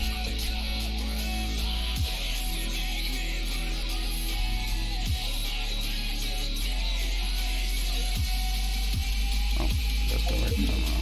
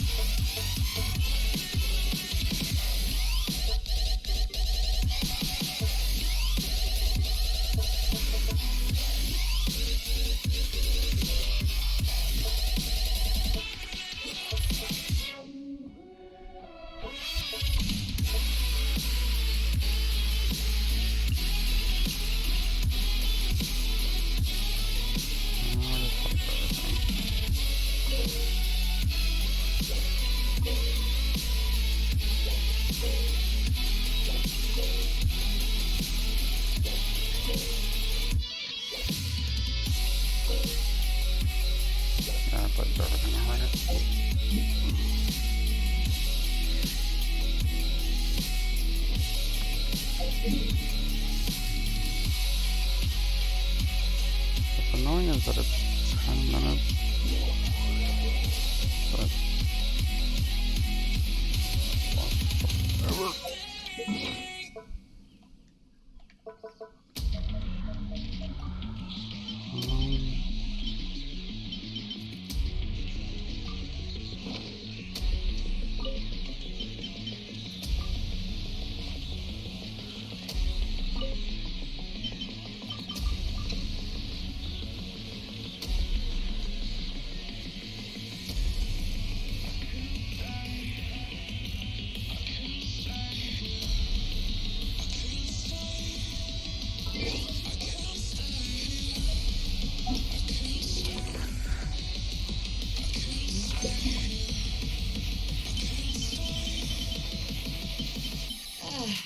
Cold beer after a hard day's work.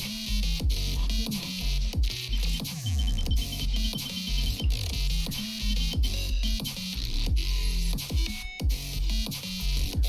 let's get the boss fight.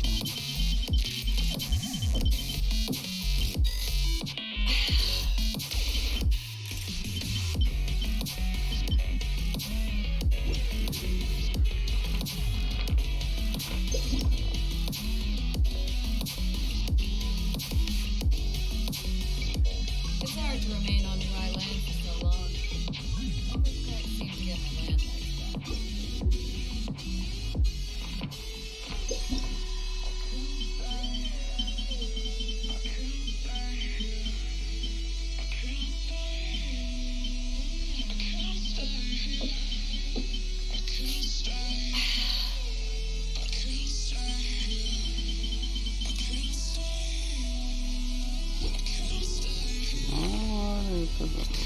back.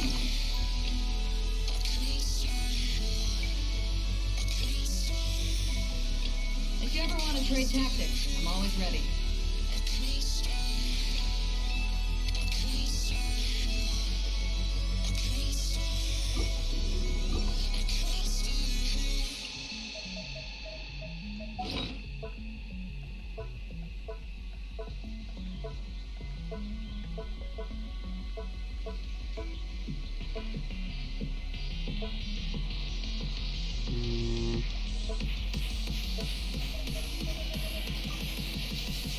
I can't use it in the end. That's kind of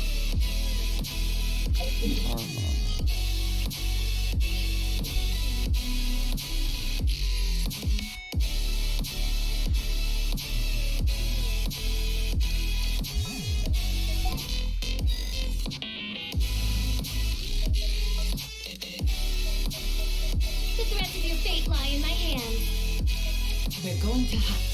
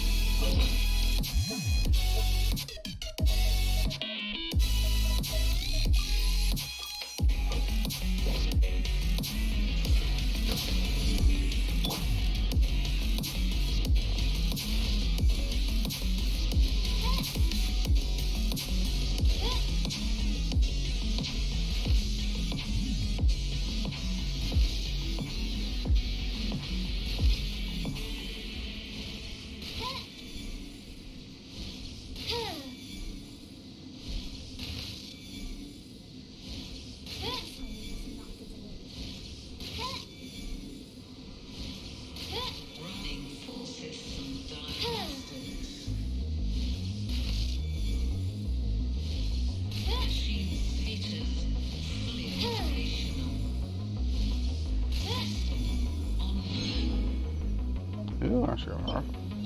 Open the channel. Nice.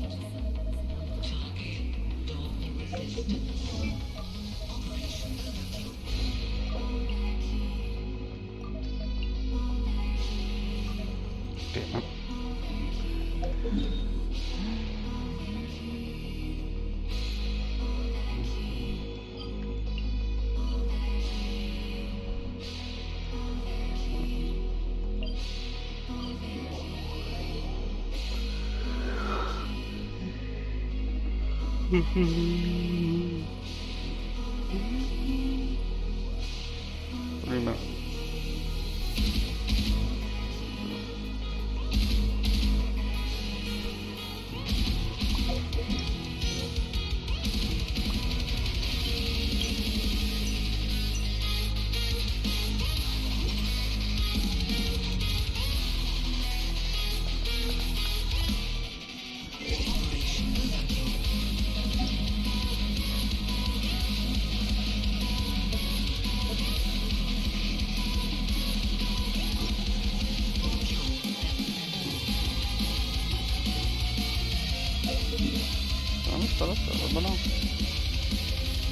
Yep.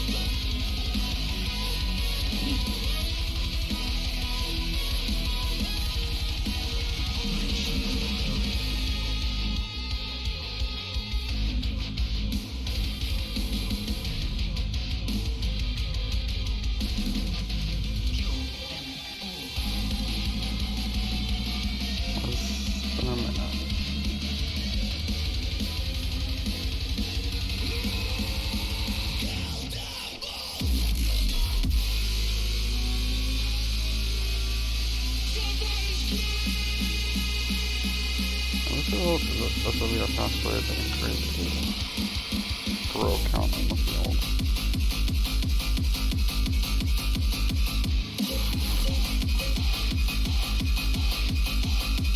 Ooh, they're auto. Ooh, that is spring? Very nice.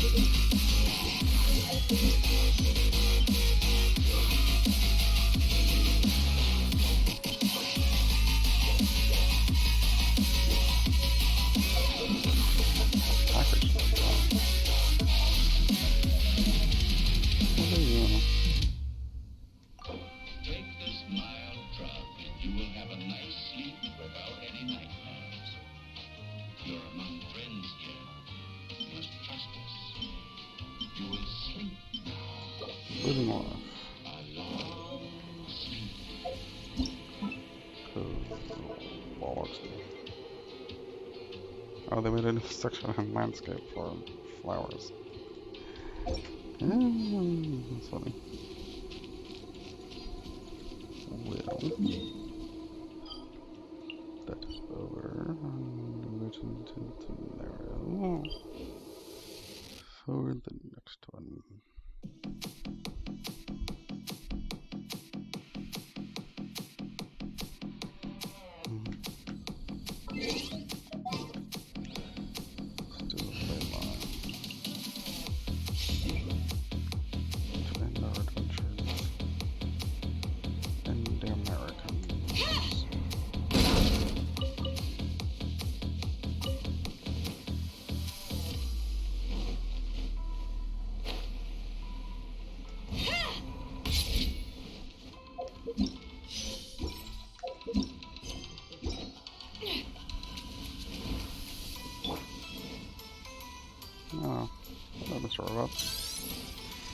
Swift and merciful, from whence you came. The hunt is on. Wind, hear me. Ninjutsu. Forward splash.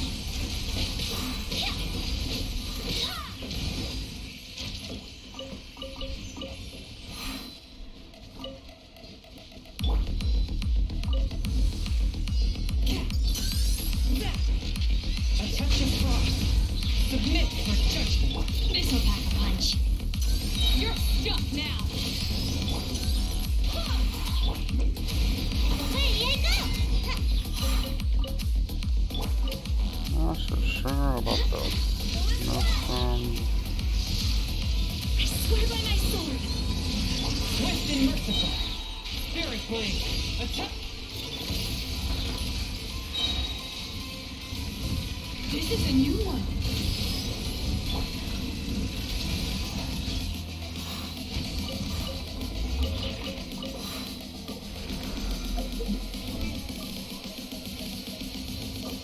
I don't know.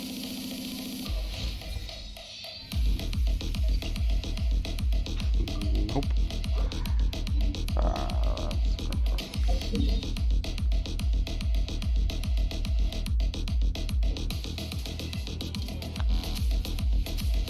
Because I can come back later before I end stream to do another live line to get maybe. Away I go. Then till then. Whatever. So. Born in the EU.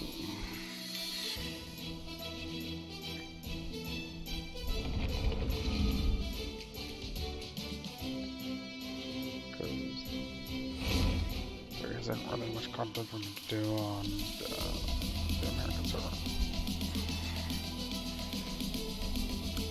Though with the EU server account, it's just, God, there's so much I could do.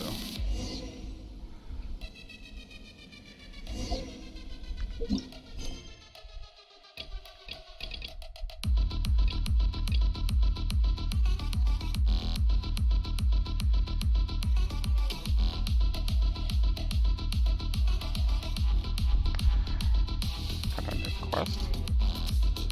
Wait, this is... Don't tell me.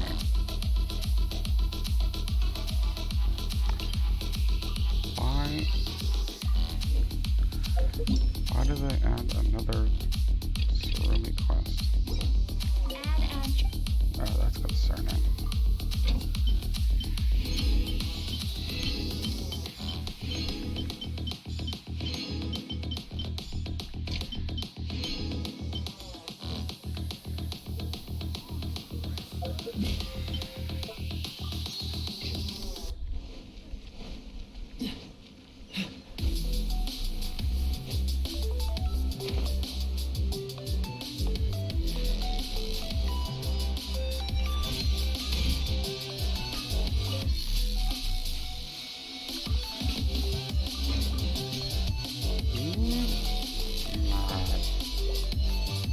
Damn it.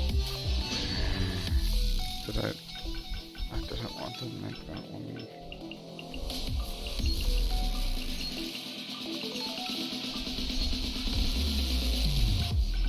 Oh, I can't believe I just wasted that.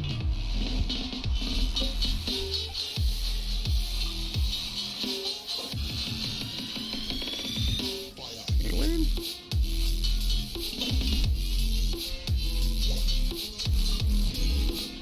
I mean, I need the hibiscus.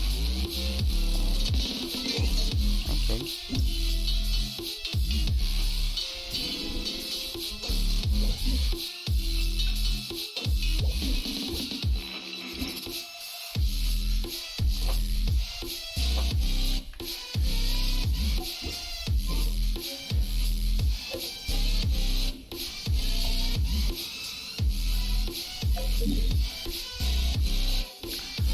Okay.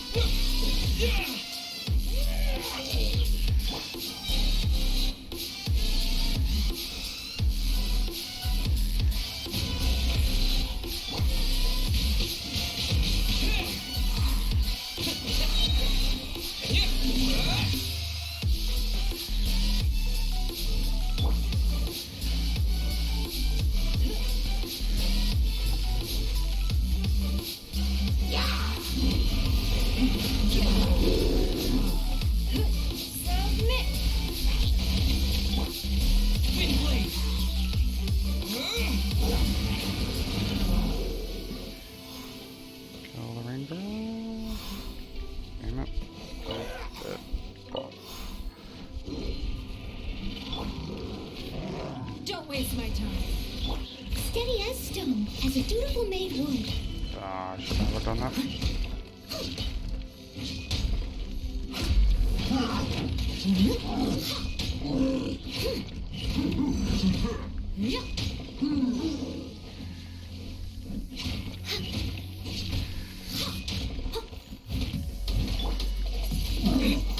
It's nothing.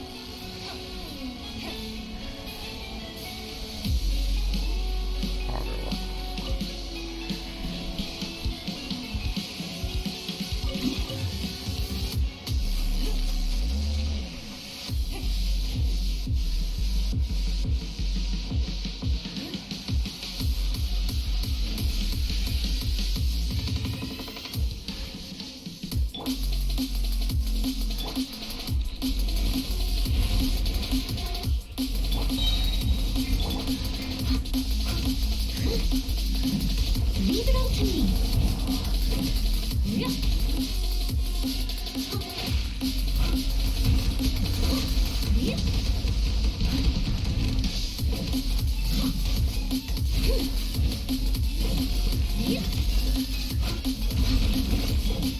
Don't waste my time.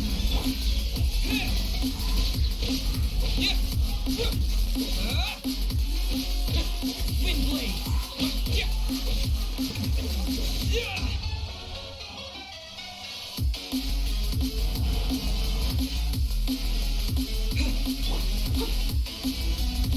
Steady as stone.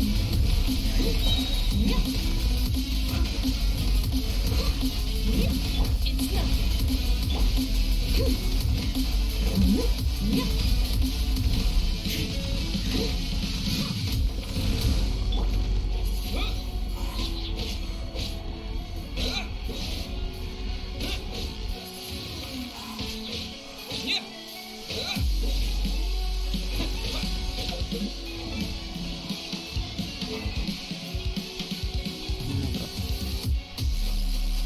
Could probably someone go well.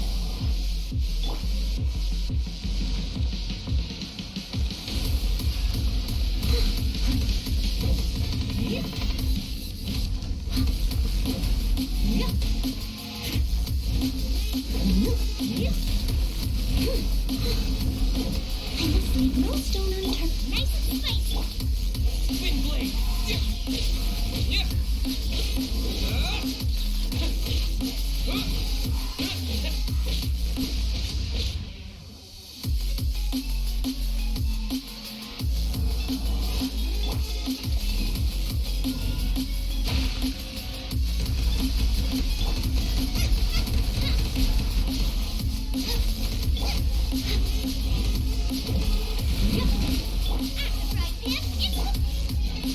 Wind blade.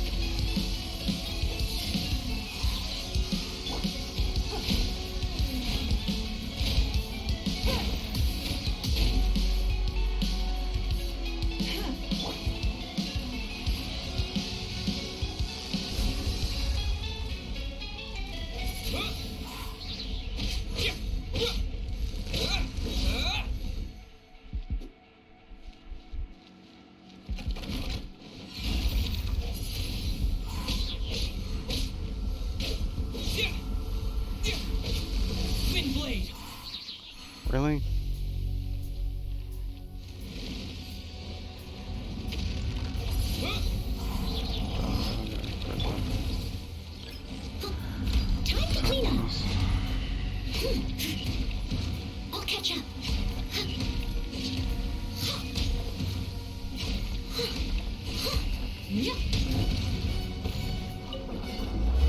me 2. Pog. And go.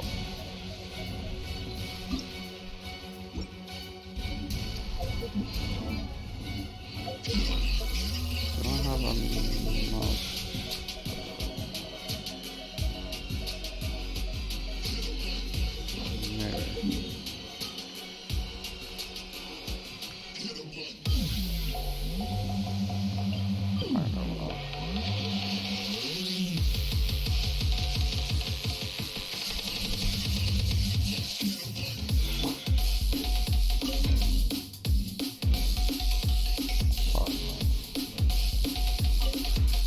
We have like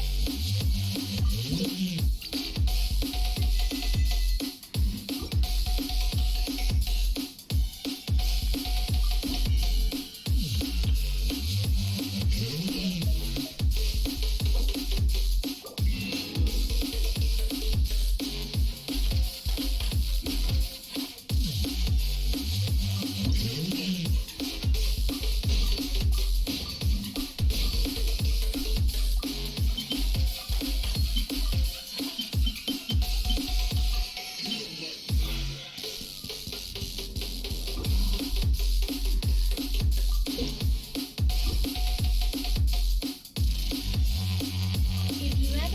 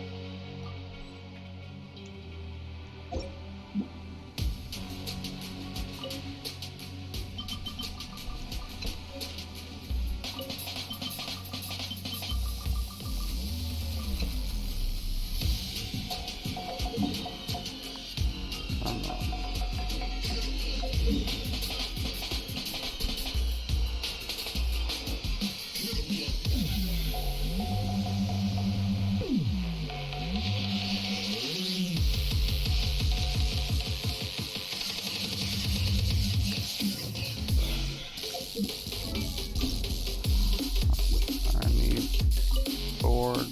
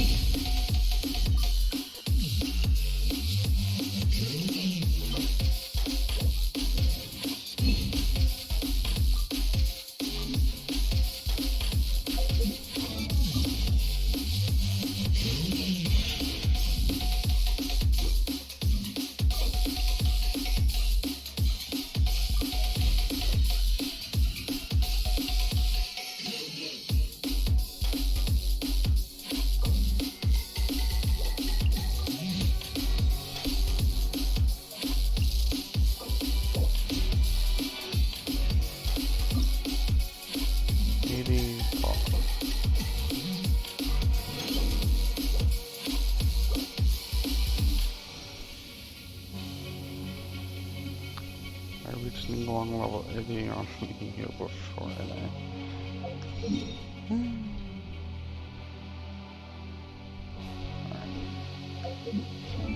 I believe next is from that until we just farm this bastard until we get the materials that we need.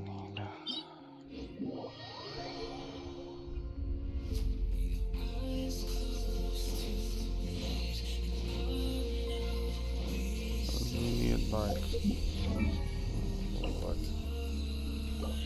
20, like 52 minimum. of them. That's all we're going to be spending resin on for EU.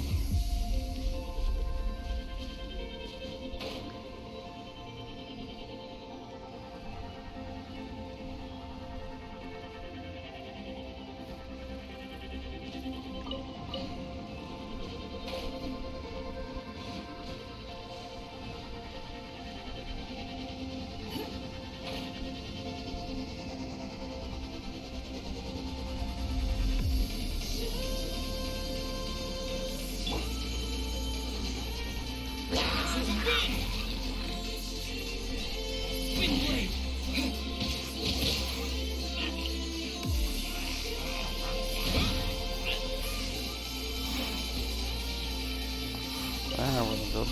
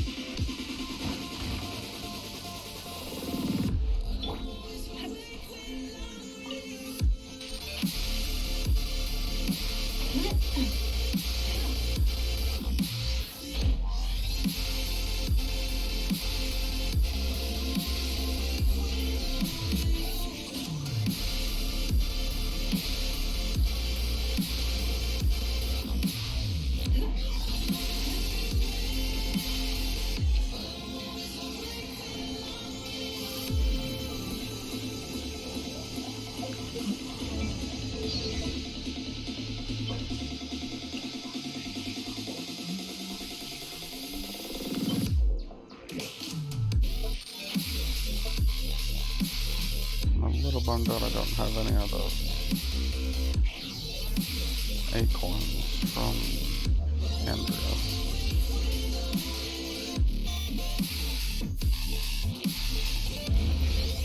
Give up.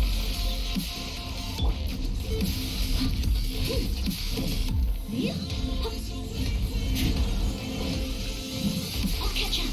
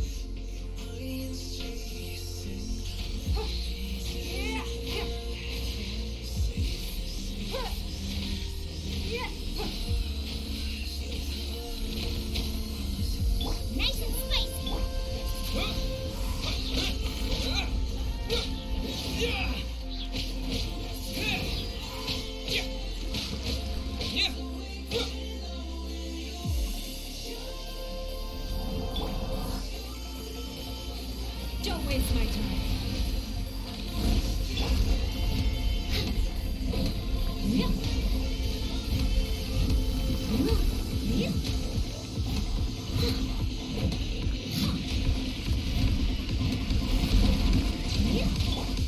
Get them! Wind blade!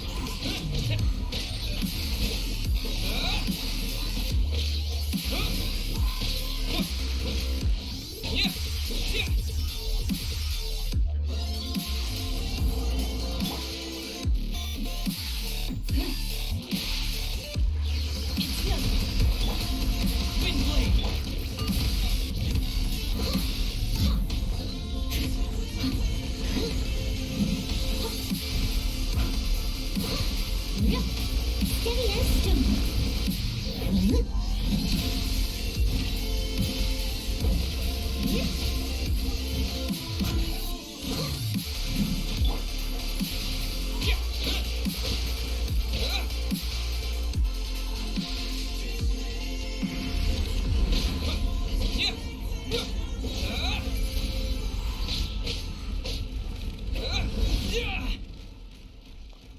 Pogger should place himself where I can actually attack him.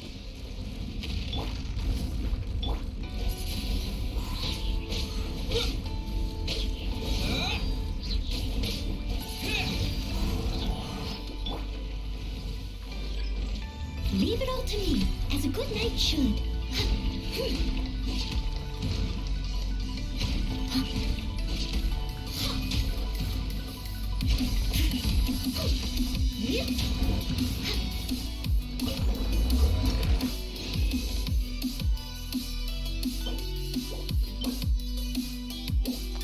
Oh, I actually got 3.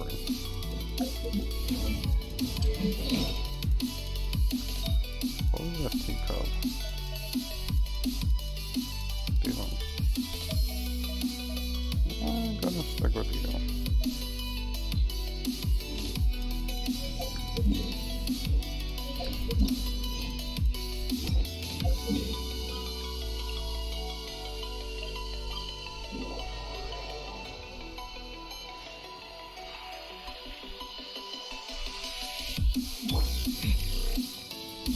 One minute.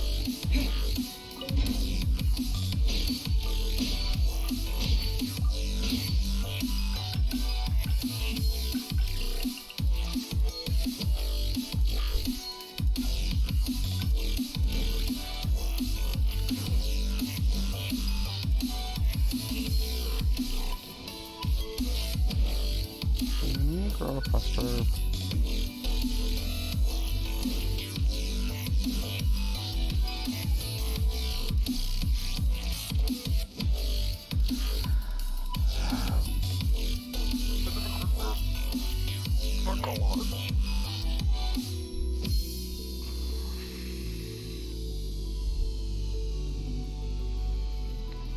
Give a little bit gamble of flowers.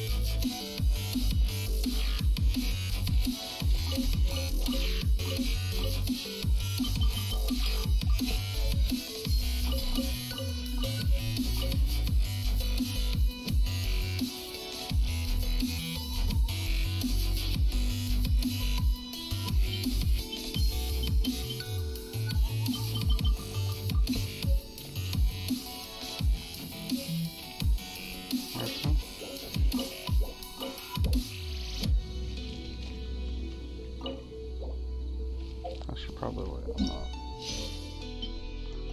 till the event is over.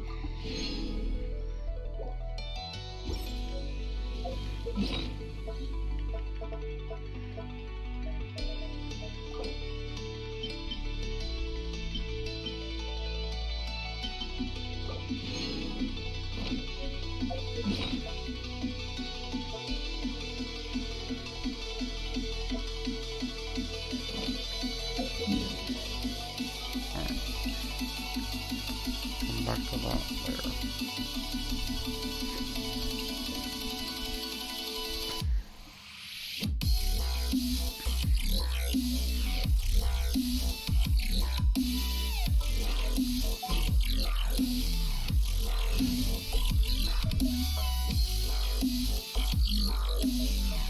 Can I go catch up?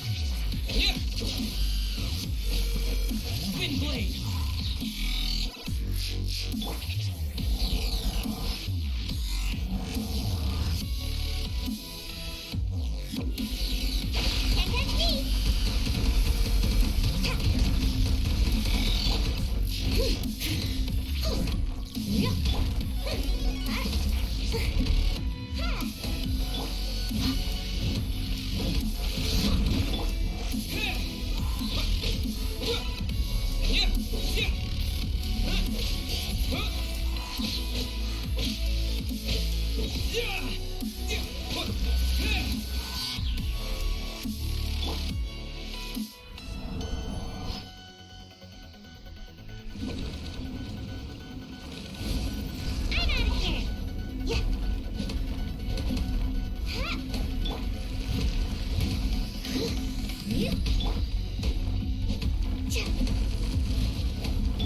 must leave no stone unturned.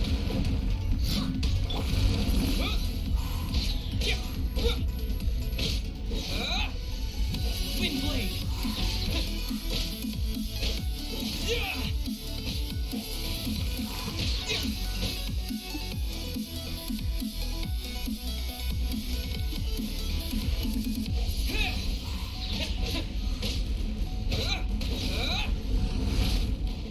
Ah, it's killing me.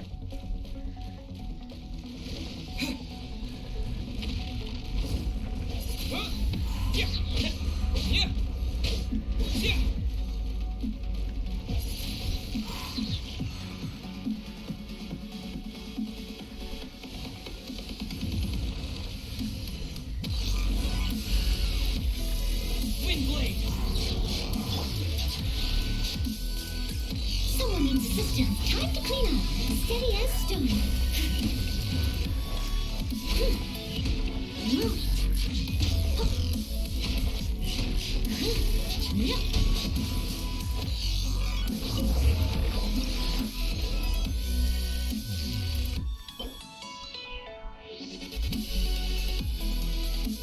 Not bad. Up to 6 now.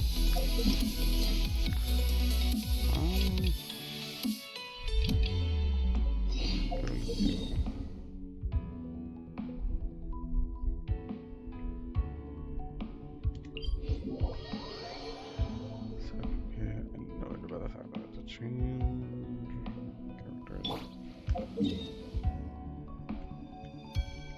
Probably should have went to Halo.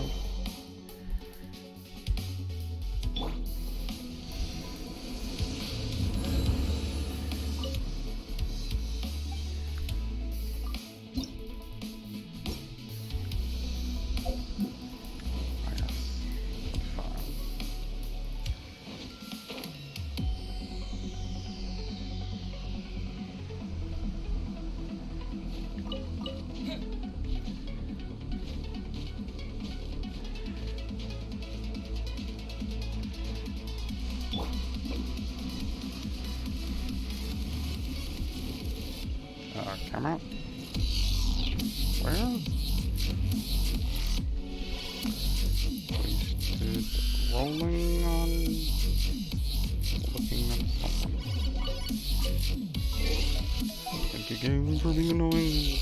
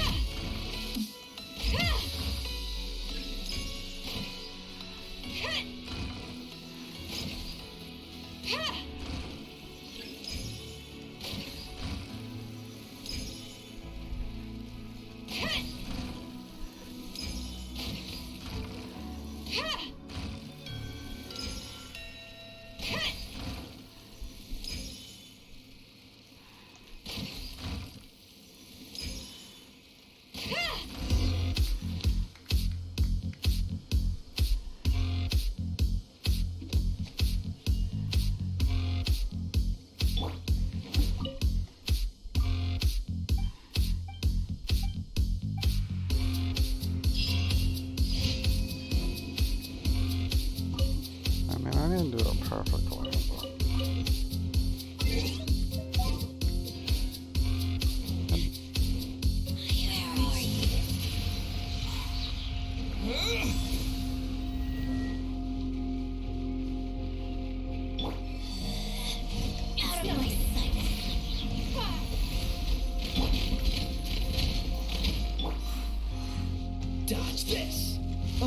so sorry. Ever seen one of these? You're stuck now. Be gone. Don't waste my time.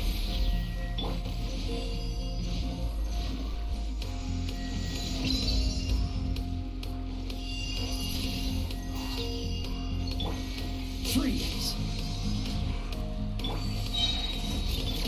This is a new one. This is Her Majesty's gift. Windblade.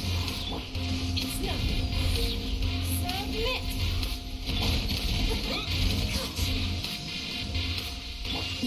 Freeze! The hunt is on. This body belongs to us. And so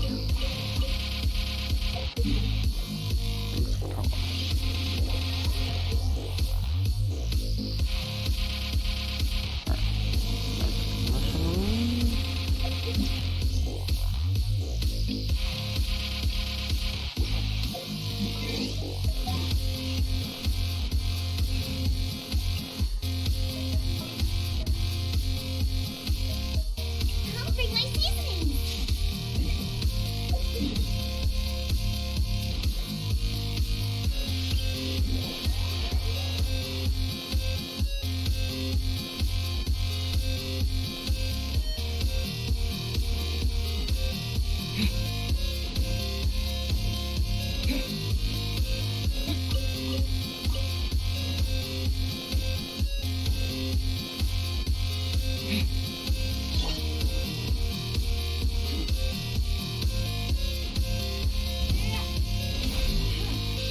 Give up.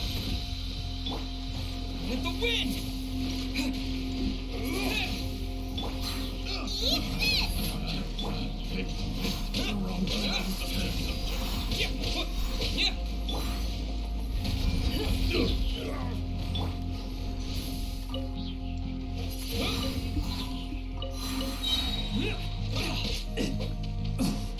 Windblade.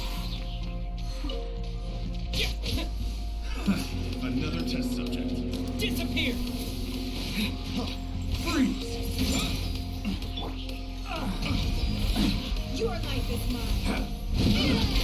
Direct assault! As a dutiful maid woman, Freeze!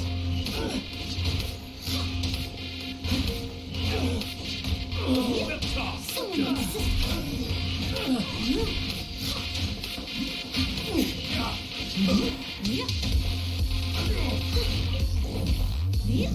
I'll catch up.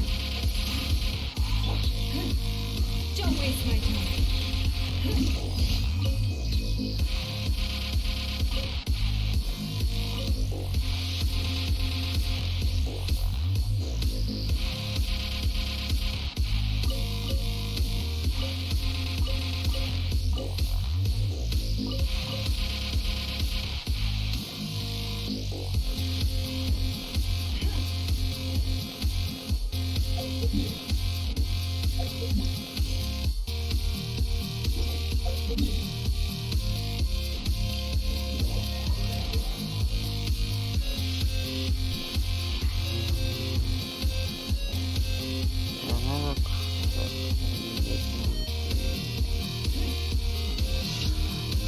I just slammed them.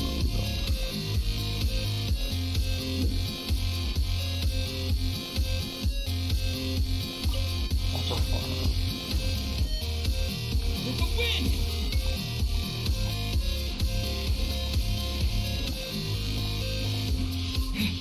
Windblade!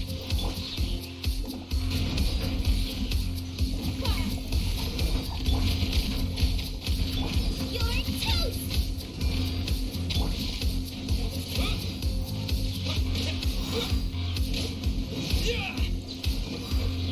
Windblade!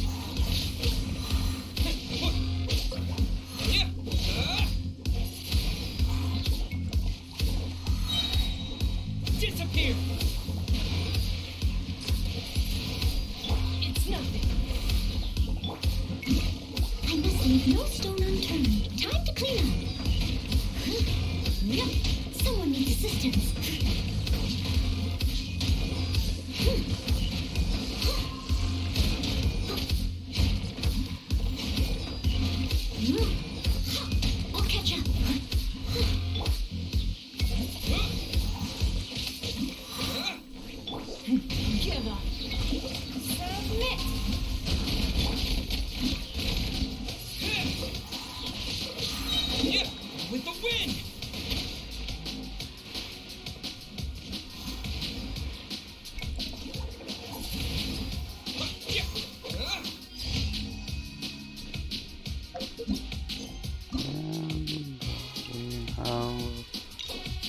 Only part 2 quest unlocked.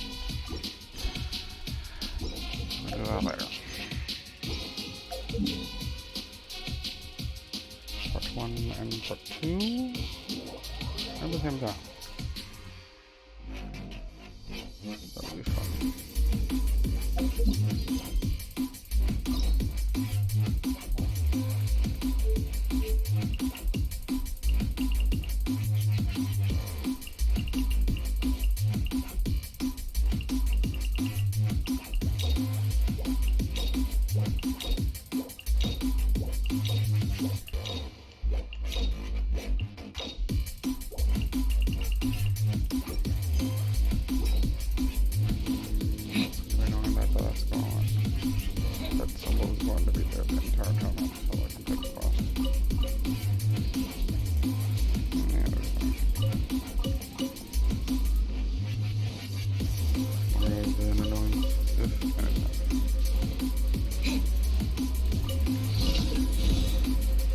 Let me try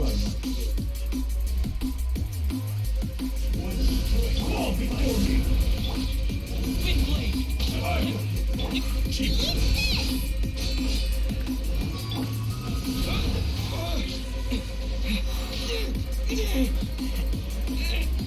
Really? Really?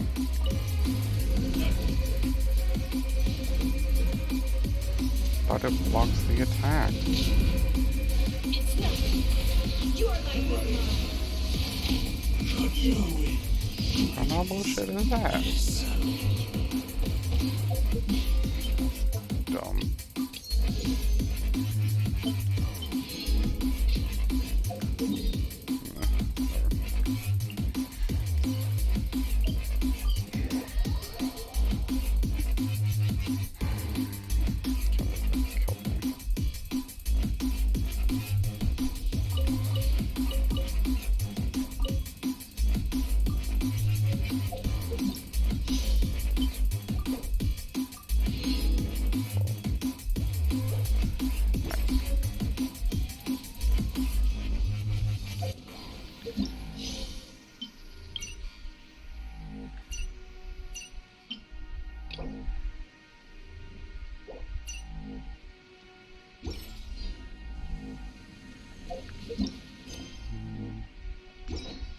Yeah, I don't have any friends on EU yet, so...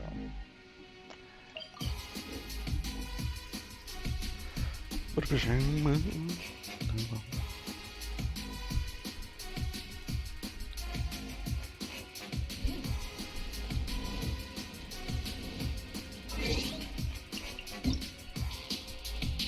What are you?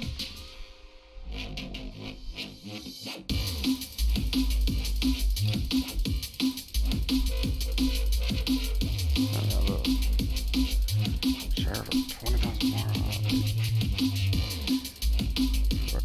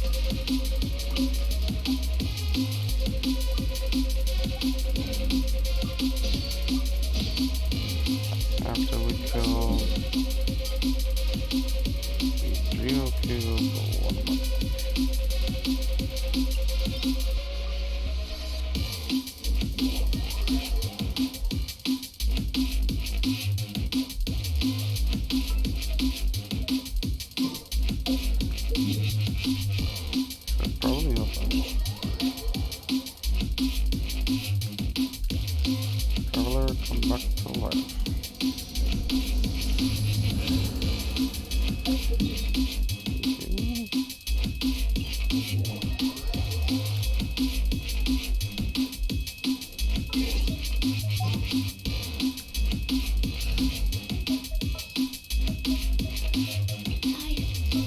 I can do it.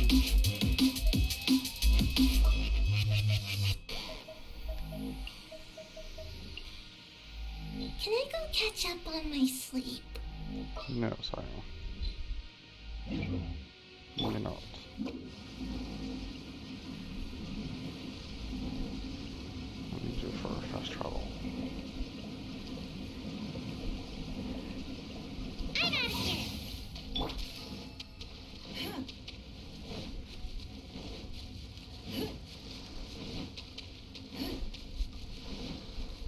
Don't waste my time.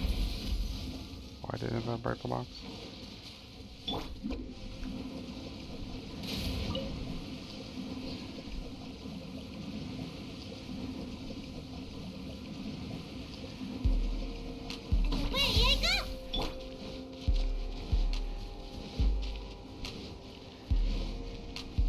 It's nothing.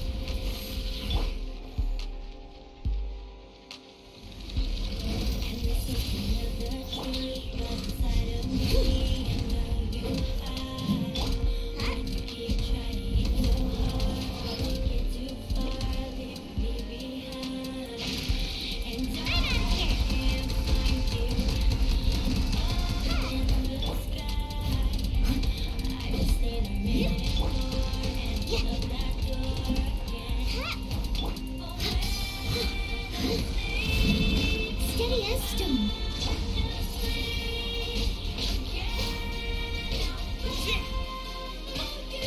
Wind blade.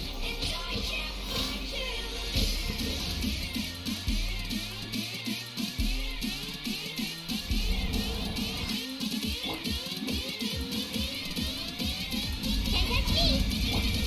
Leave it all to me. Yeah. Cha. Ha. Ha.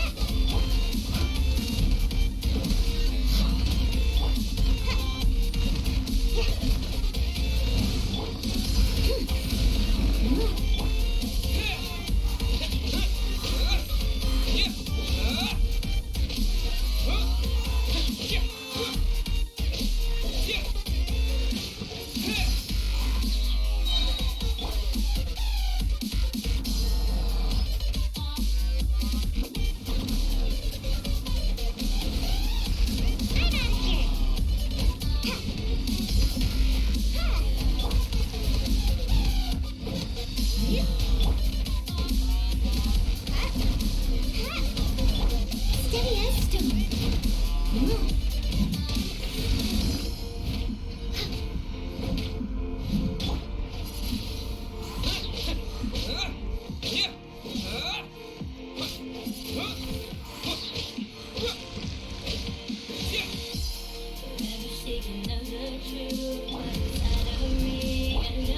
Wind blade.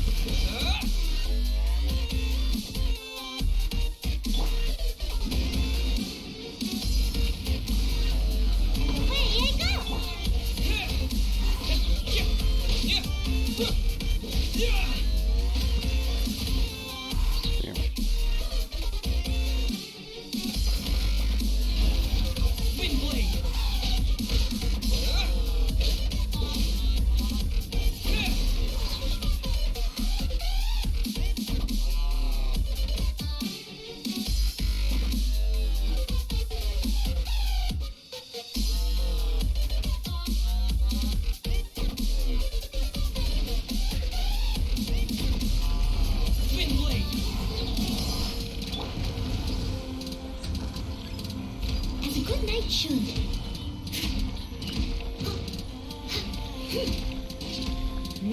Someone needs assistance.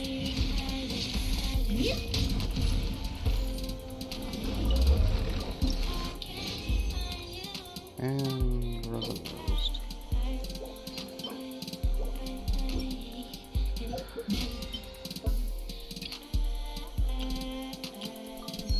And fun bosses.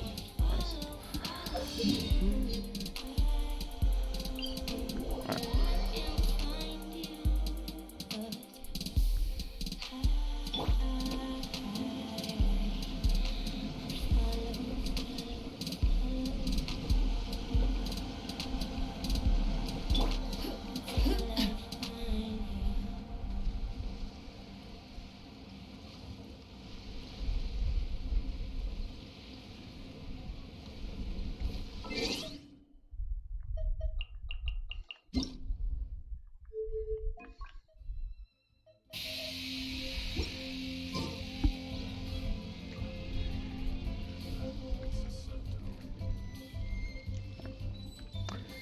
Here we go.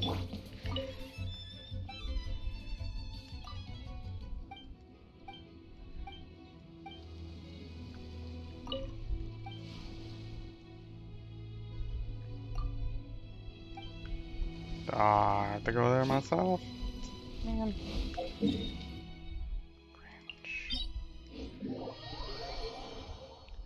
I went there once already. Well. Climbing we go.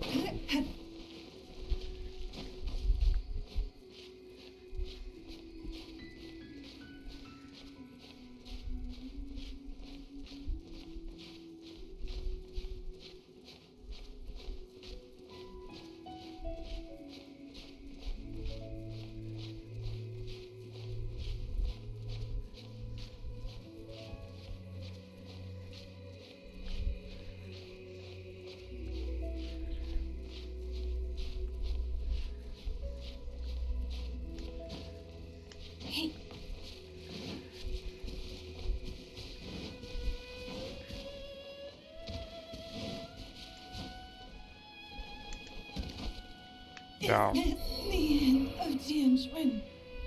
Damn it. Ah, I should have realized that. I went on the way for square. Damn you, Mahayo. Damn you.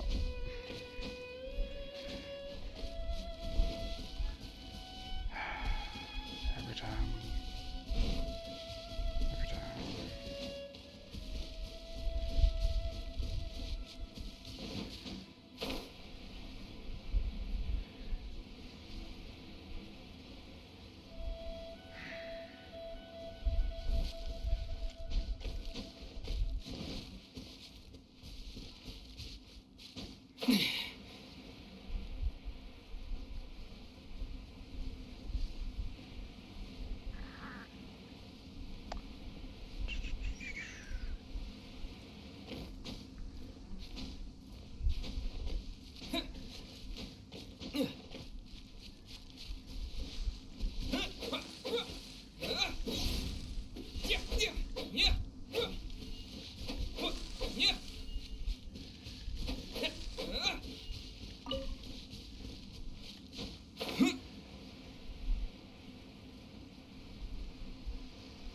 Wish I had an Inazuma feather, would have made this so much easier.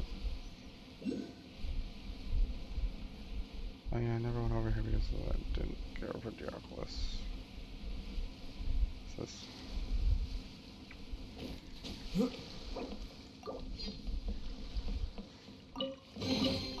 I'll keep this close.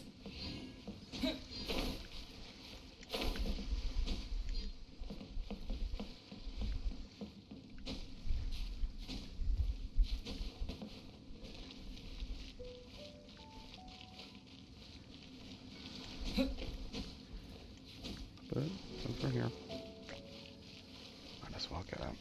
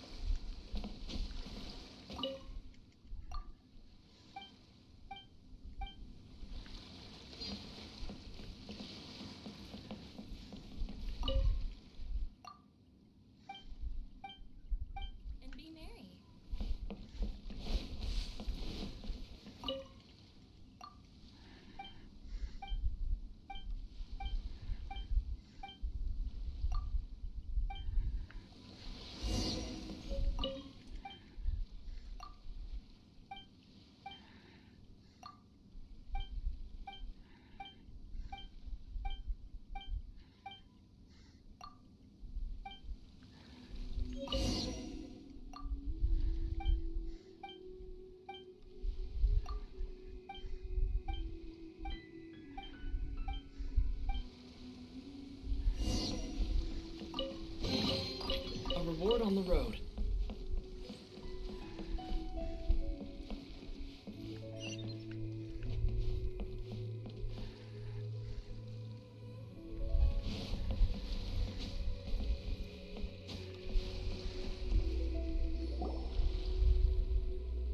Damn it. Oh? I didn't think I would see you here. Are these two your friends? Yes, we had the fortune of meeting not too long ago. They are quite a knowledgeable and talented pair, and a pleasure to be around. Traveler, we were just discussing the history of Rex Lapis. Would you like to listen?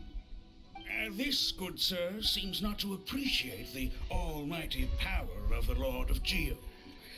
As a professional archaeologist, I'm inclined to correct some of his erroneous views. We are discussing the whereabouts of the first Mora. The first Mora? As everyone knows, the Lord of Geo taught the ancient people of Liyue the craft of smelting, creating goods that allowed them to develop trade with the early nations of that time. Today, Liyue holds the sole right to cast Mora in the entire continent of Teyvat. The world's very first Mora should have been cast by the hands of the Lord of Geo himself thousands of years ago. According to my research, as well as my own hypothesis, I believe that this coin of unique historical significance has been passed down secretly through the years as a kind of token.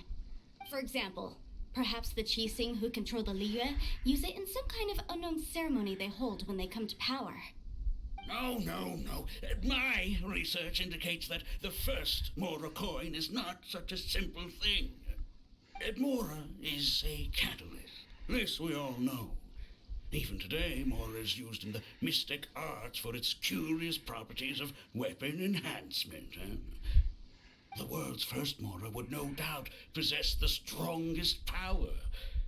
My next historical treatise will boldly expound on the newest findings from my intense decade-long research. That is, that the Lord of Geo used this original Mora as a catalyst to enhance a dagger and a sword. A dagger and a sword? Well, buy the book when it comes out to read the full story. For now, I will only reveal this. The one who finds the dagger shall become supreme in Liyue, and the one who finds the sword may be crowned Liyue's sovereign. I can't say I agree. Let us not speak of the authenticity of the dagger and sword first. But Mora and money came about simply because they are a convenient measure of a contract's value. Rex Lapis just meant for Mora to serve as a catalyst for people to exchange and trade. The world's first Mora is probably just an ordinary coin created by Rex Lapis. As for its fate, the same as all Mora, I suspect. It was simply spent somewhere. I think that Mr. Hanshua's hypothesis seems reasonable. Mr. Zhongli's argument, on the other hand, lacks any evidence. How can you so easily dismiss the Lord of Geo's profound foresight? No, I am not debating right or wrong. I am simply stating a fact. Enough. Do you think you understand the Lord of Geo more than me? I know but little about history, and I wouldn't dare to brag. But discussion is meaningless if everyone has the same opinion, no? Well then, answer me this. Long ago, when Liyue Harbor was being constructed, the Lord of Geo taught the people how to build houses. The model home he used to teach them was completely cast from Mora, correct? That is correct, indeed. Okay, then tell me. Why would the Lord of Geo do something so extravagant, if not because of the mystical power that Mora contains? There's a simple explanation, really. To the god of wealth and commerce, what material is easier to get than Mora?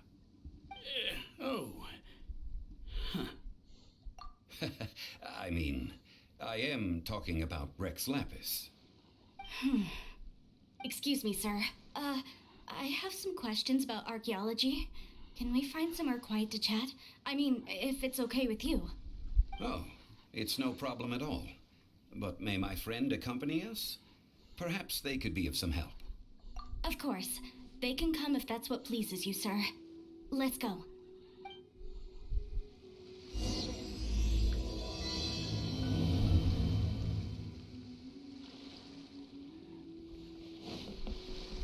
Alright, I need to talk to this person before I get kicked off this boat.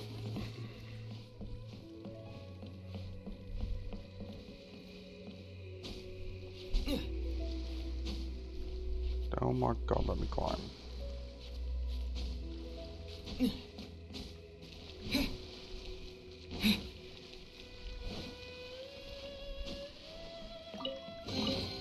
A reward on the road.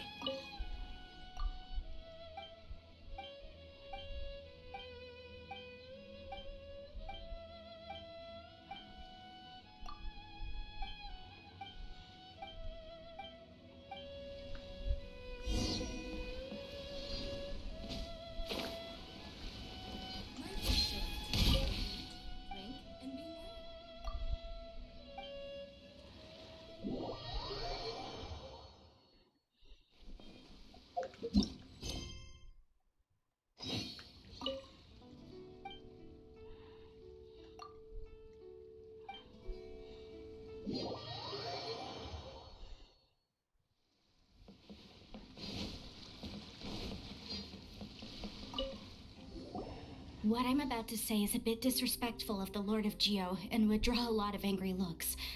So it's best to discuss this somewhere quiet. Your argument just now exhibited acuteness of speech and thought. Most importantly, you don't fall for the boasting and acting of the others. You remain objective. So I have a question for you. Perhaps you will answer differently from other scholars. Do you think that all the gods that the Geo Archon killed were evil? Let's not analyze it in terms of good versus evil. Rex Lapis placed great importance on the integrity of contracts. So any gods he killed certainly must have broken some kind of contract. Right! The Lord of Geo wouldn't kill the innocent. But when I was doing some research, I learned about the legend of the god of salt. The god of salt, Havria, was a very kind god, but she encountered Morax one day in battle. Morax used a rather underhanded trick to assassinate her. What? No way! This bit of history is a long story. But you may not like the truth when you hear it. Don't worry, please tell me what you know. This event, I've already searched for answers for a long time. No, it's just... Where should I begin? Over here, Mr. Zhongli. I've been looking for you. So you're over here all this time. Put down your weapon and stay back. Otherwise, Paimon's reporting you to the Millilith. First of all, I'm not holding a weapon. There's no need to overreact now. I'm simply an archaeological researcher from Snezhnaya. I'm not here for trouble. The Fatui say that every time. But this time, I registered with the Liyue Ministry of Civil Affairs. I could show you the official documentation if you want to see it. I will be conducting an archaeological survey here, the results of which will all be shared with the ministry. I heard that Wangsheng Funeral Parlor had a consultant named Zhang Li, with immense knowledge of ancient history and archaeology. So I paid Wangsheng Funeral Parlor a handsome amount to hire Zhang Li as my own consultant while I'm in town. So you mean to say that this is work for the Wangsheng Funeral Parlor, yes? Well, since it's work, I don't have a choice. A consultant of the Wangsheng Funeral Parlor must respect their duty. Of course you would be such a reasonable man. Well then, let's head out now, shall we? Wait, if you are studying archaeology, can I go too? I am also a scholar in this field, so I can help. That will give us a chance to continue the topic we were just discussing. Oh, and you should tag along too. This experience may be of help to you on your future adventures. It is a story from before the rise of the Seven. Although the god of salt has already perished, it will still be a meaningful experience for your journey. Wait. This is an archaeological expedition, not a tour group. That's too many people. But this friend of mine has a treasure-finding talent, surpassed by no one. It will surely be of great help to us. Oh? What talent? If my friend espies a treasure chest, they will absolutely find a way to open it. Hey, Paimon's good at that too! Well, that is quite enticing. All right then. Well, let's go. There's no time to waste. When the Overlord of the Vortex was crushed by the Jade Chamber recently, perhaps something of interest was washed ashore. An ancient artifact would be good. Traces of ancient activity would be great. But a piece of the God's limb would be even better. Who knows what surprises we may find. The God's limb? Lord.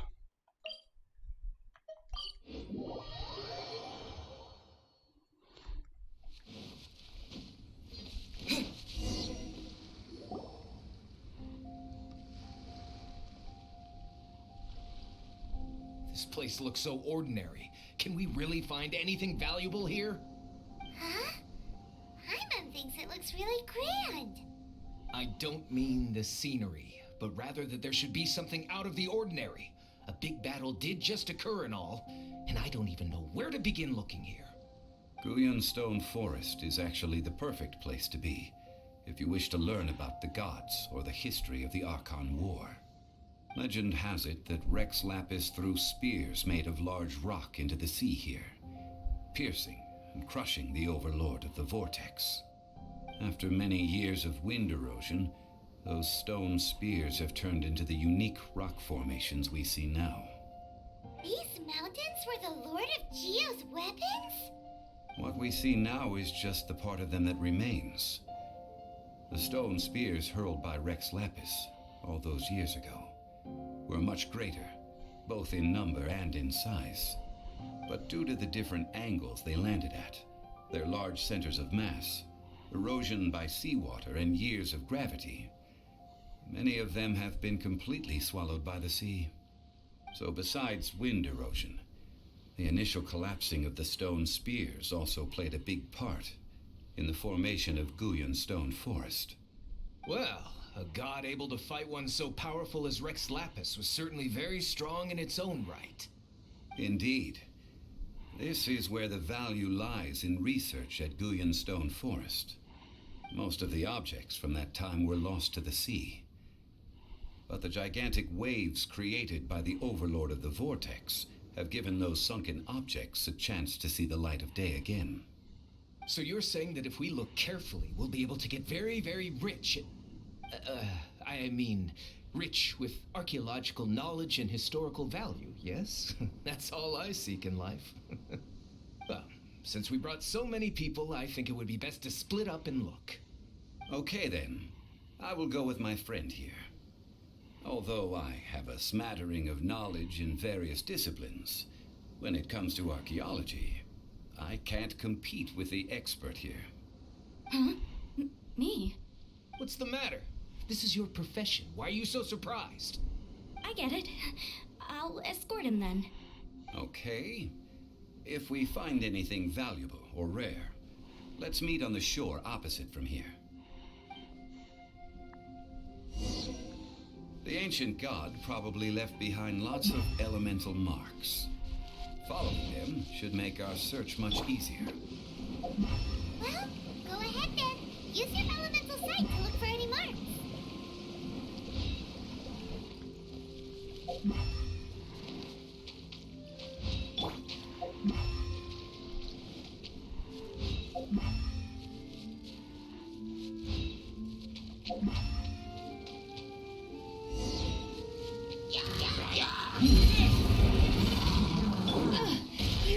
Dear, steady as stone.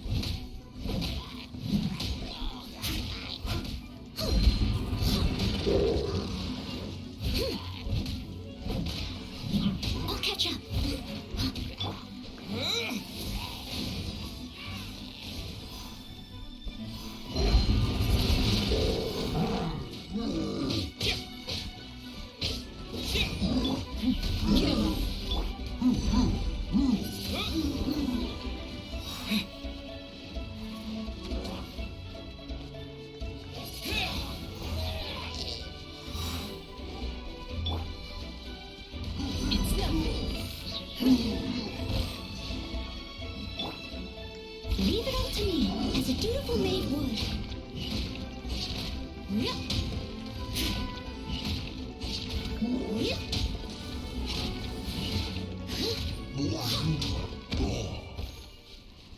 Someone needs to...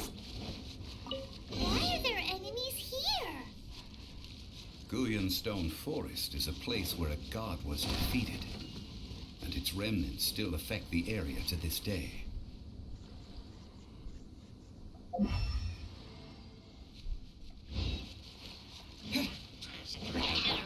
Don't waste my time. Submit! Wind blade! Come on out! It's nothing.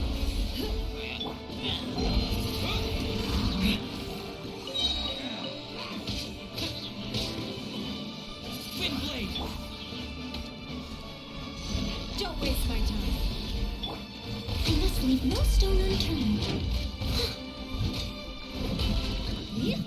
I'll catch up.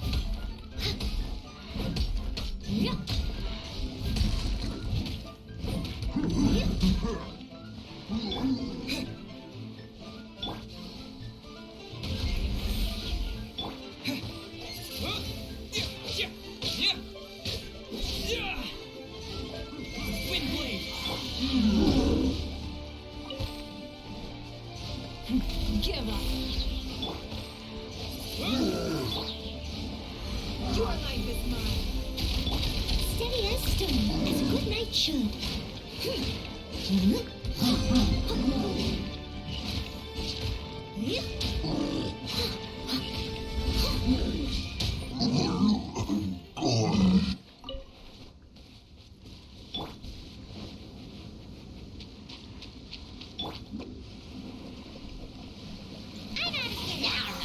Disappear!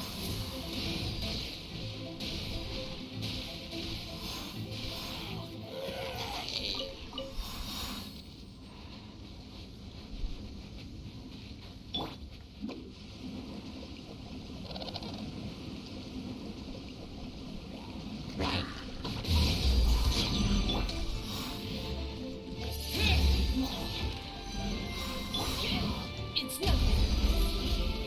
I'll catch up.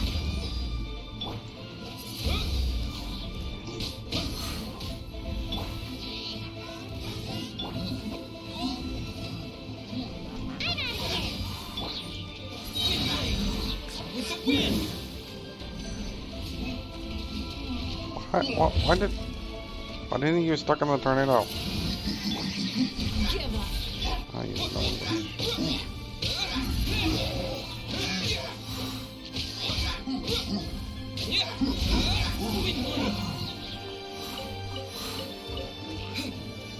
It's nothing. Submit. I must leave no stone unturned. Time to clean up.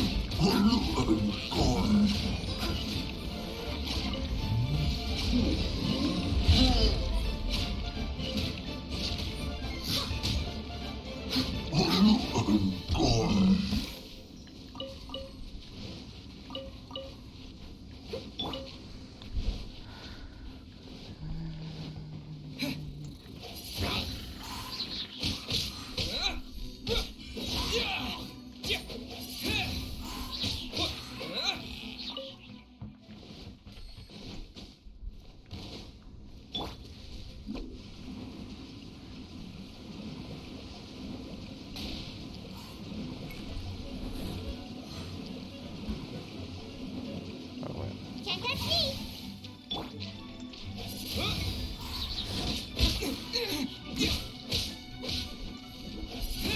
I'm verging in the wrong place. Oh.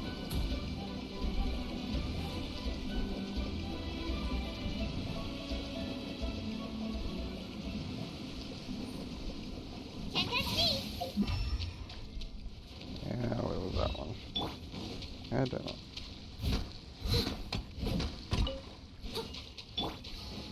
Don't waste my time.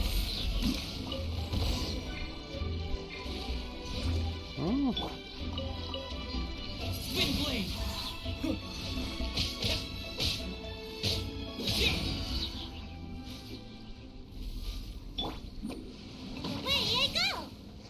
gonna say.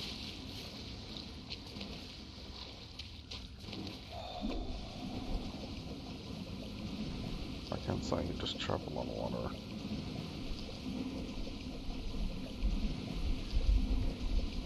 Away I go! Oh my god, stop attacking enemies. They're gathering together here. But why? See that object in the center?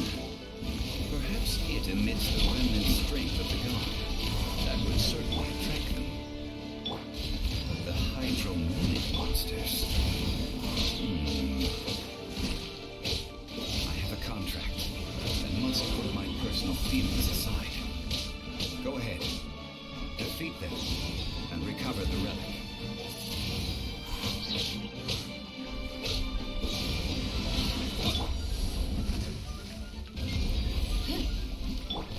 Windblade!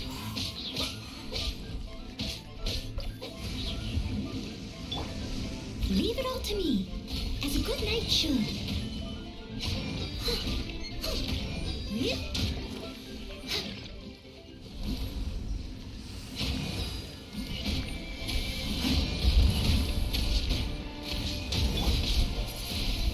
Don't waste my time.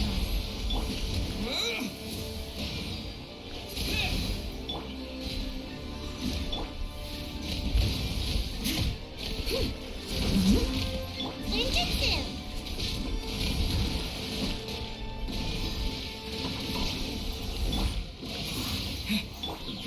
Give up. Your life is mine.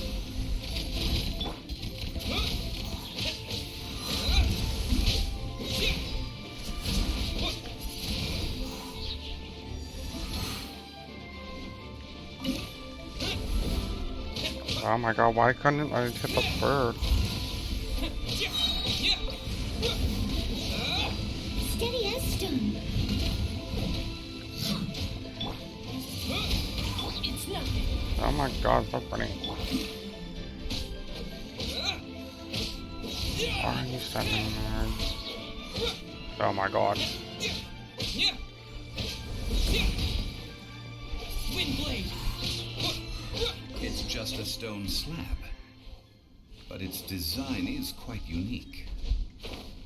This should be enough to garner some information. Let's head back.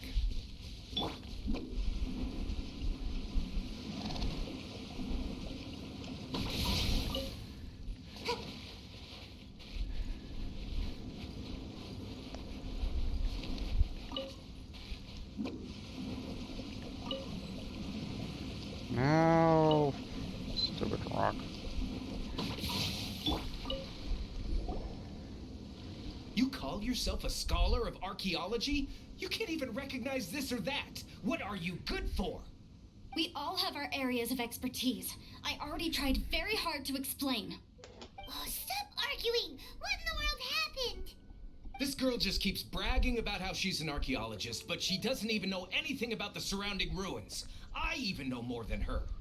She left me to rely solely on guessing, experience, to find anything valuable to take back. Ugh, what a waste of time.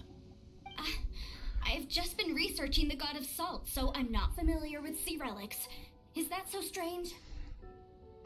And you kept asking about how much Mora everything is worth. Can the value of relics only be measured in Mora? Isn't measuring their value in Mora the easiest way? This also matches the traditions of Liyue, does it not? Now, calm down. No need to make a fuss. We were able to bring back some intriguing objects. Let's have a look. Oh, what a shame. These objects were indeed washed ashore by the Overlord of the Vortex, but they have nothing to do with the god besides being in the vicinity at the time. The stone slab we found, however, has a mysterious pattern and faint aura of divine power. Perhaps it will be useful for research purposes. Quick, give it to me. At least we didn't come for nothing. The power of the gods, yes! This is good. Oh, but these other objects are certainly worth a little something, right? It should be enough to cover the cost of hiring you. It's all mine. So, it's only valuable for research if there are remnants of divine power on it? Not at all. My quest to uncover the history of the God of Salt is because history can tell us about culture and beliefs. But you're just trying to use archaeology to get rich. Nonsense. I'm a professional archaeology researcher from Snezhnaya. I swear, if I'm lying, may the Lord of Geo strike me down. Oh, by the way, you probably don't want to sell that teacup. Oh? Why's that? That's not an ancient teacup. It's part of Ningguang's collection. It must have fallen here along with the Jade Chamber. So unless you want to mess with the Qixing... Ah, I see. What a shame. It was of such high quality, too. See? You do want to sell these objects! But, so what? Why can't I pursue wealth both intellectual and material? Don't be so simple-minded. All right, then. No need to stay here any longer. I'm rather quite intrigued by the God of Salt, too, actually. Let's go to Sal Tarai next.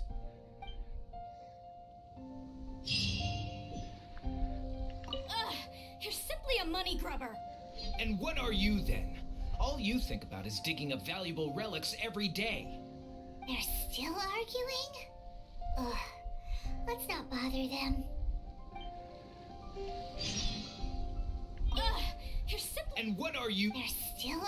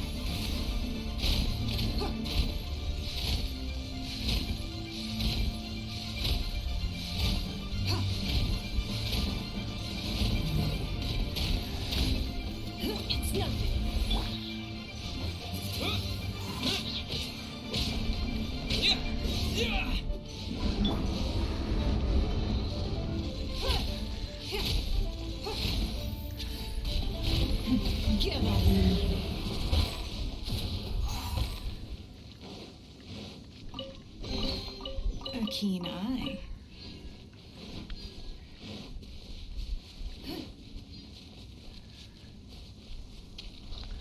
Isn't there supposed to be a best mage that spawns here or no? No, even worse.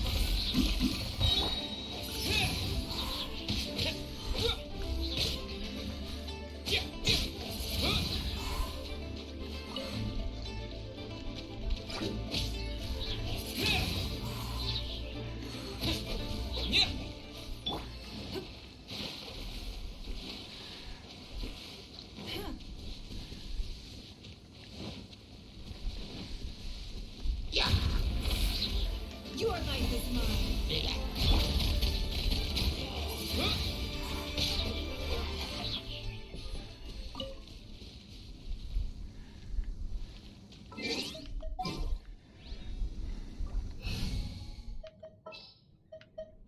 I'll bring my seasonings.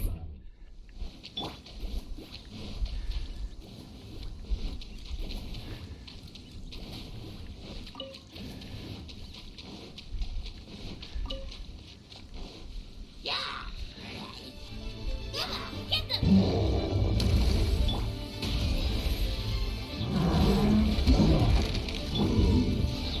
Leave it up to me, as a dutiful maiden.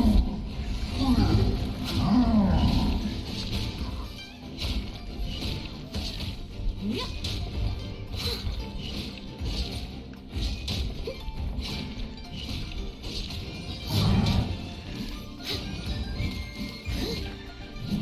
Steady as stone.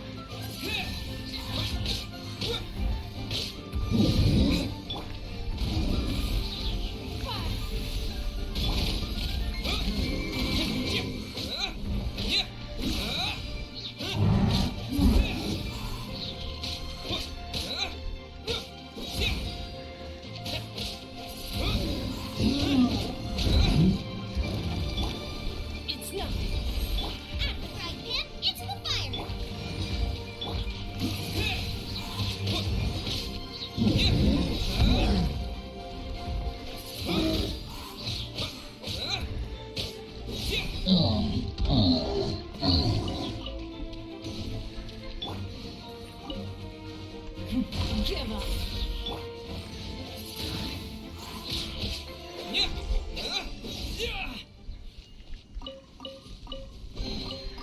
Is this an answer from this world? Almost 43.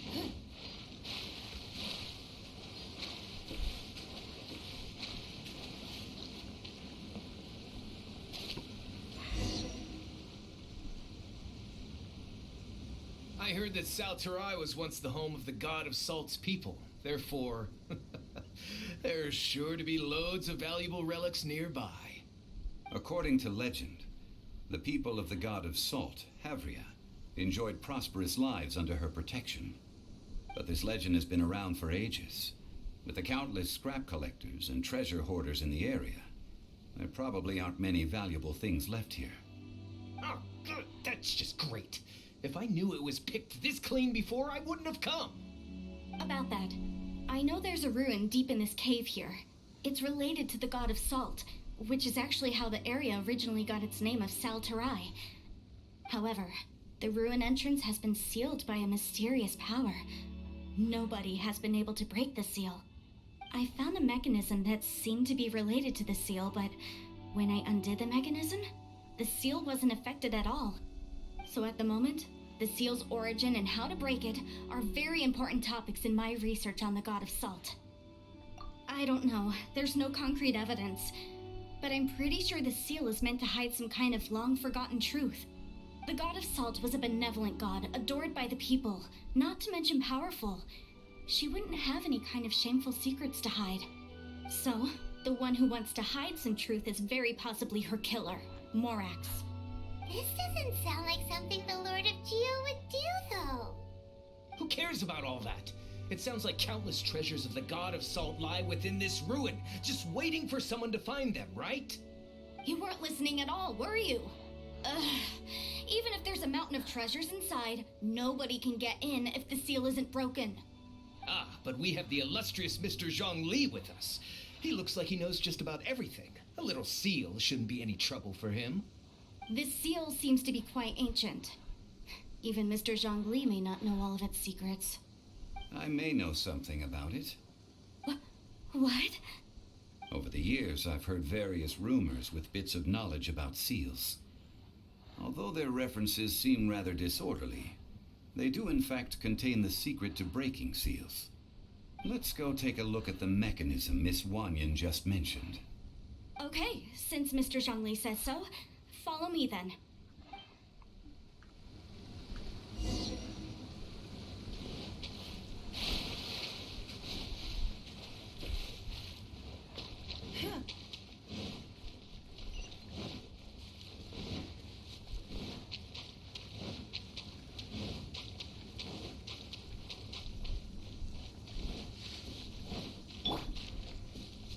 Here it is. There's some debris scattered here that, when put together, look like they definitely had to do with the god of Salt. According to the inscription on the side, if one looks from a certain angle, the secret to the mechanism will be revealed. See that? Although we activated the mechanism, nothing happened to the seal. That's because there's actually another mechanism that must be activated. Another? Let me lead the way from here.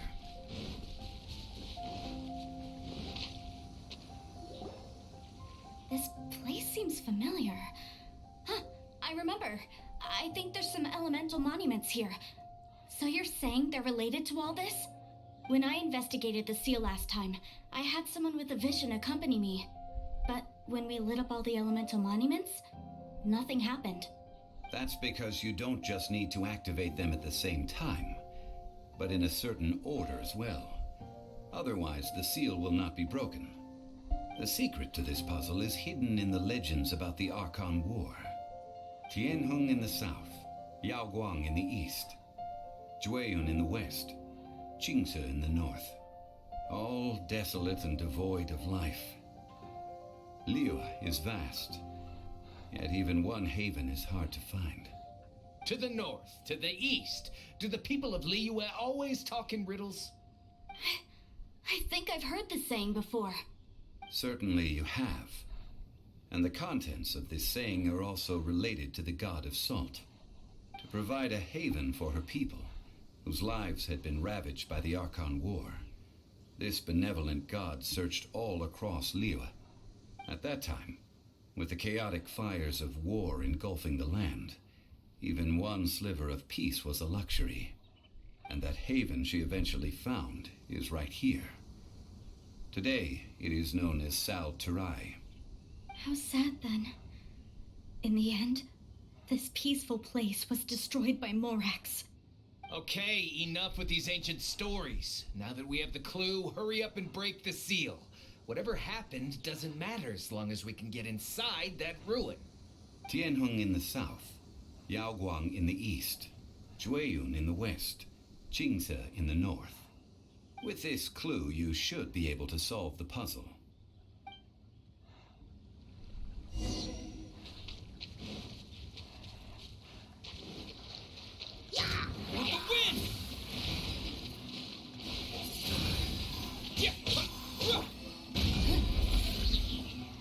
Submit! Wind blade! Is this an answer from this world?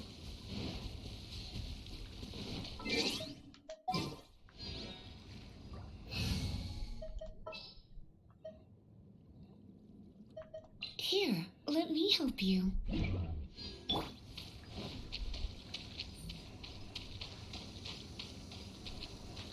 You?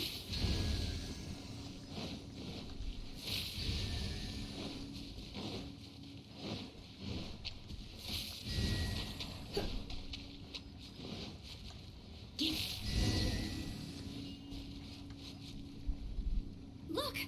The seal really was broken! Mr. Zhongli is indeed quite remarkable. It was nothing, really.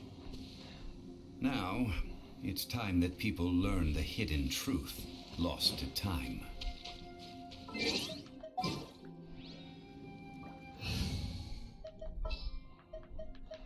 Outrider Amber, reporting.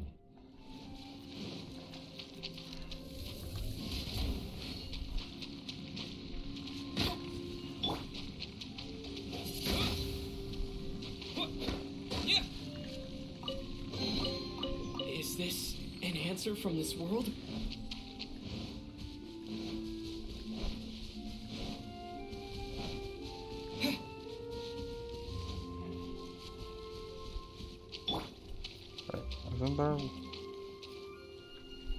Isn't there a puzzle here?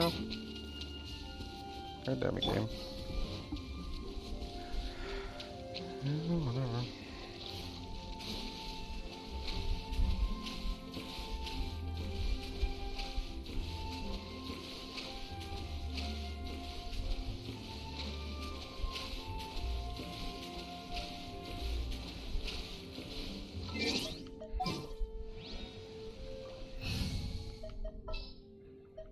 I'll bring my seasoning.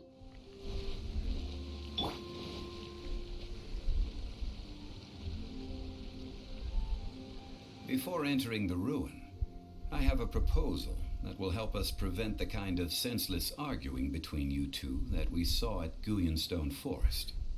Okay. What is it?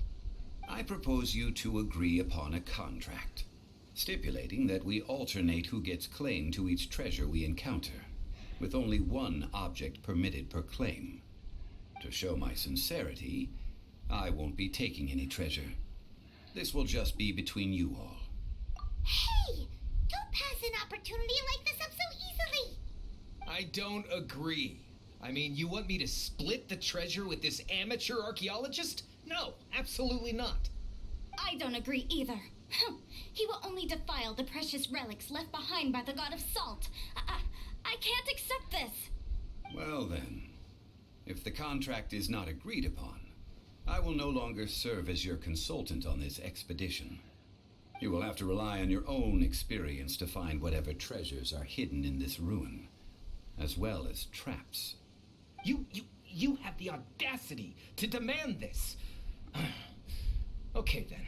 Even half of the treasure in the long-sealed ruin of the God of Salt should be enough to make a fortune. If you want me to agree upon this contract, so be it. I just have one request, Mr. Zhongli. If we discover the truth behind the god of salt, you must judge it fairly, even if the truth harms Morax's image. I can accept this arrangement. Well then, let's go. It's funny because it doesn't harm its image whatsoever.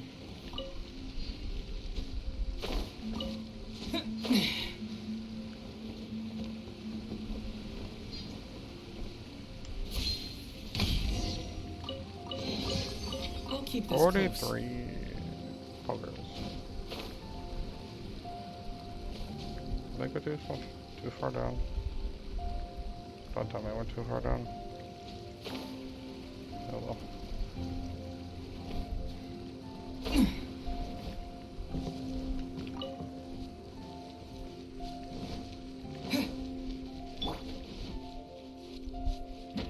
Don't waste my time.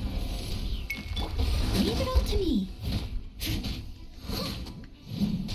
Luba, get them! You're toast! Spin blade!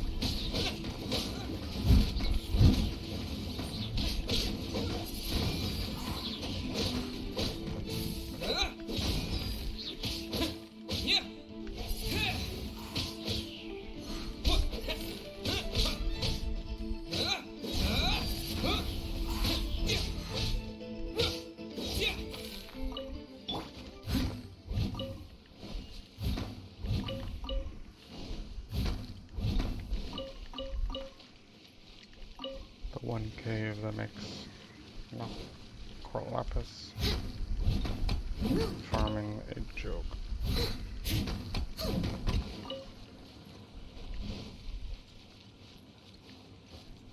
That wasn't added for months after showing I'll catch up. release.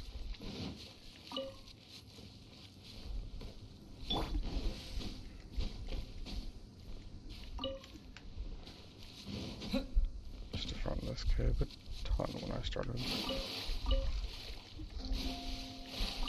In the hopes of a Zonely rerun.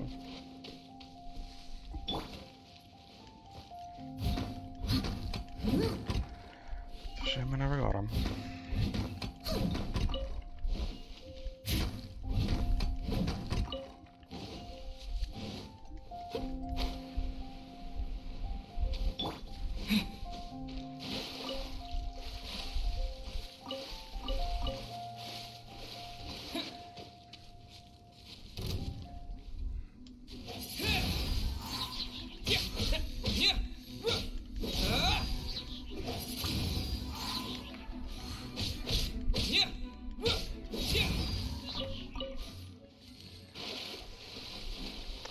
Also, I'm not sure if it's because of high AR or what, but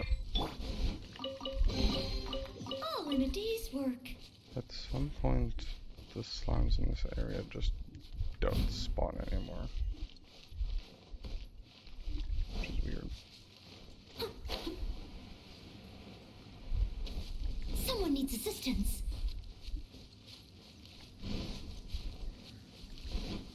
Did I already find them? Yeah, I did.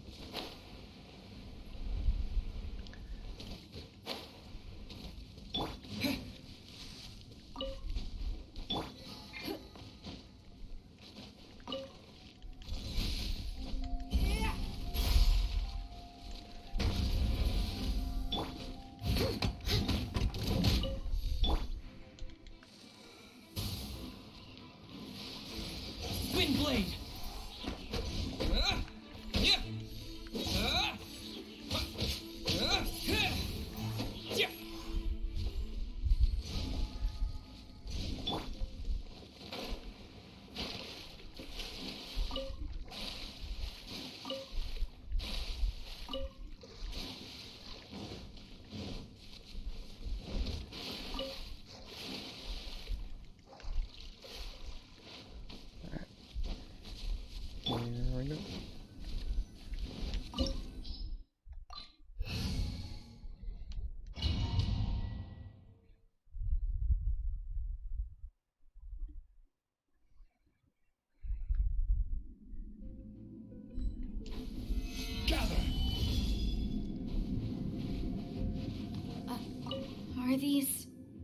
statues? No. These are people. Duh. They were probably followers of the god of salt. How did they become this way? What in the world is hidden deep in this ruin?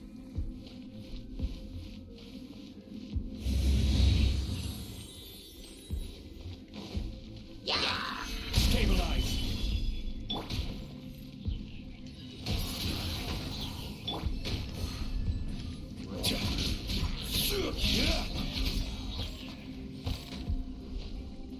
They gave him stuff a Homa? Quake! Damn. Why do they give Zhongli stuff a Homa? I mean, I guess that makes sense damage-wise, but... C3?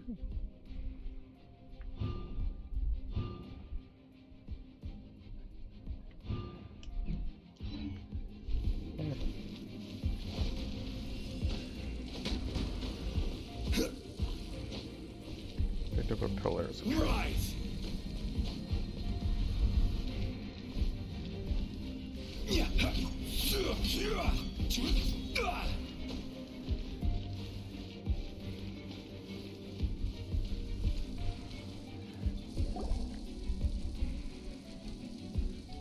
Look at this.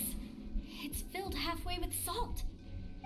Just looks like a fancy salt holder. Seems like the god of salt was a god lacking in treasures. According to my knowledge, it's no ordinary vessel. Although it is only half full, it is also forever half full. That is to say, it is bottomless. What? You're saying that even if I pour the salt out, the amount inside won't change? Exactly. Able to produce endless salt. The god of salt is powerful indeed.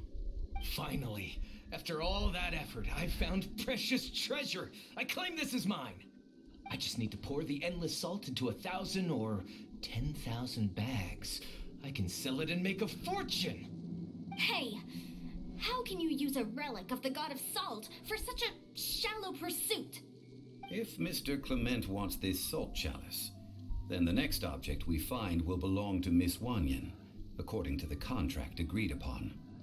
Of course, as we agreed.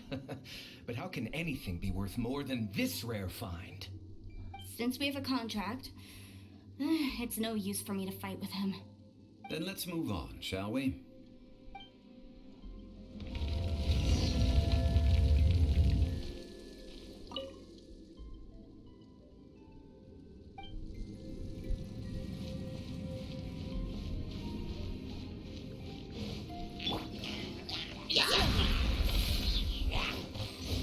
Your life is mine.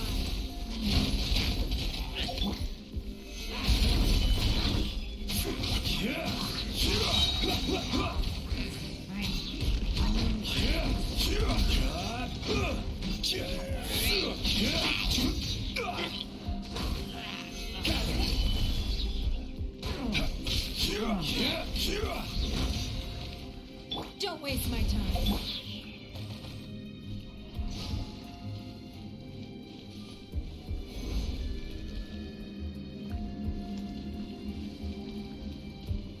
Quake!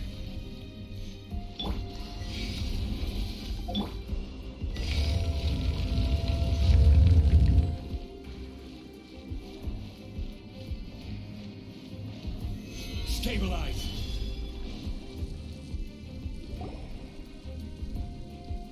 Ha! Just a simple ruler. It doesn't look to be worth anything. This, if I remember correctly, this is some kind of measuring tool. Indeed. But the god of salt imbued it with another power. When you stick this ruler in the ground, the surrounding area will become covered in salt, much like a rising tide covers the earth. The deeper it is stuck in the ground, the more salt will appear. It is essentially a bumper harvest of salt. That's even better than the salt chalice!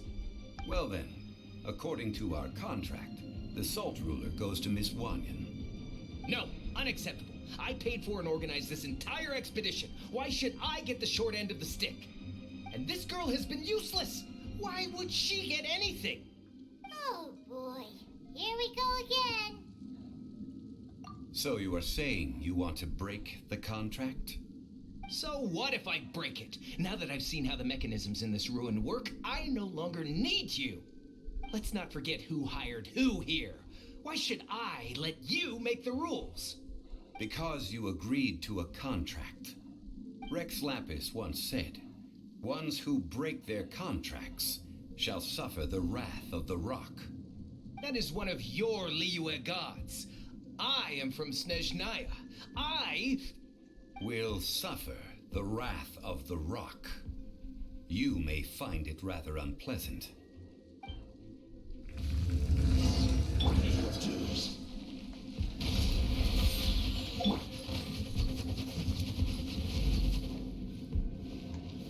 Gather!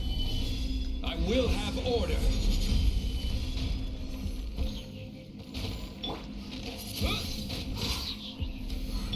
It's nothing.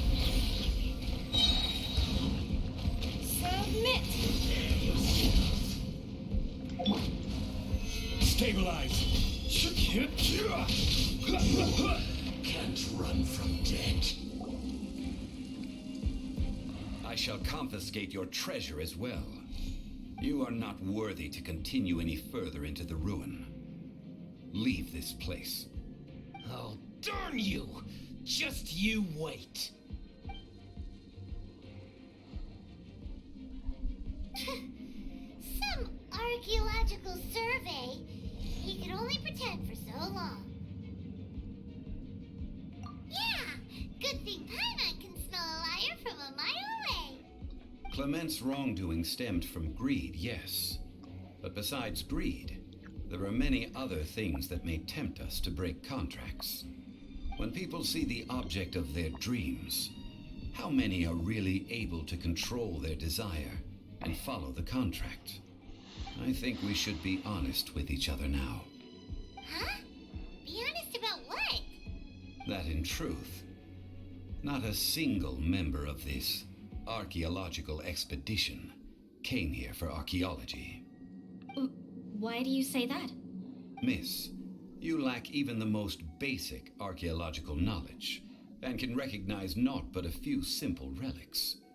However, you are an expert when it comes to anything regarding the god of salt. You aren't interested in archaeology or relics. What you're really interested in is the god of salt. I believe those legends about the god of salt that you mentioned on the Pearl Galley are passed down between generations at Yinyuan Hall. Okay, that's enough. Sir, you are indeed a man of great knowledge and talents. I seem to have been right to seek you out once I plucked up my courage. You're right. I'm not a scholar of archaeology. I come from one of the 8 trades under the jurisdiction of the Chising, Yinyuan Hall of the salt industry. Our ancestors were those protected by the god of salt all those years ago, when the Archon War engulfed the land in chaos. Oh, right! Now that you mention it, the people of Leah very seldom use the name Morax. During the war, Morax assassinated our god out of envy for her power. He left us alone and lost in the world. We hate him! But this is Morax's Liyue after all. And its history is written as he wishes. So I seek proof of Morax's guilt. He has blood on his hands and cruelty in his heart. We agreed to a contract that we will face the truth head on, didn't we, Mr. Zhongli? You must judge this history fairly. Naturally, of course. But I must add, Liyue is no longer Morax's Liyue. Come with me. All the answers you seek lie ahead.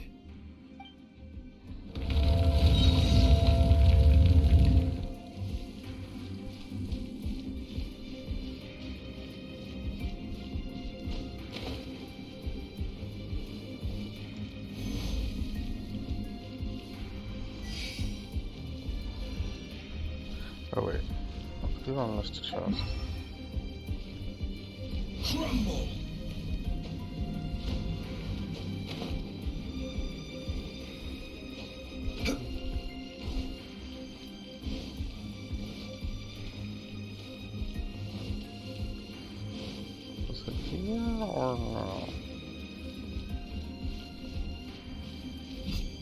Yeah.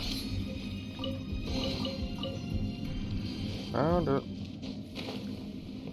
Yeah.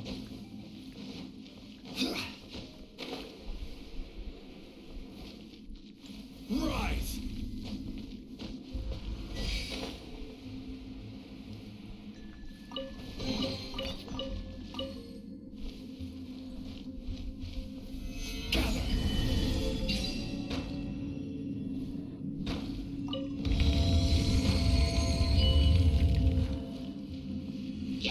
Order guide you.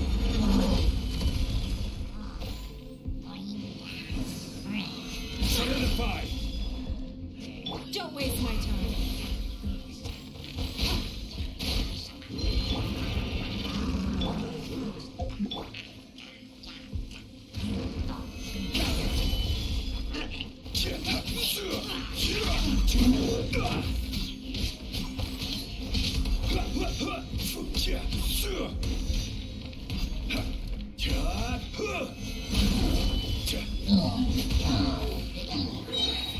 This is order. Give up. Your life is mine. As a good knight should.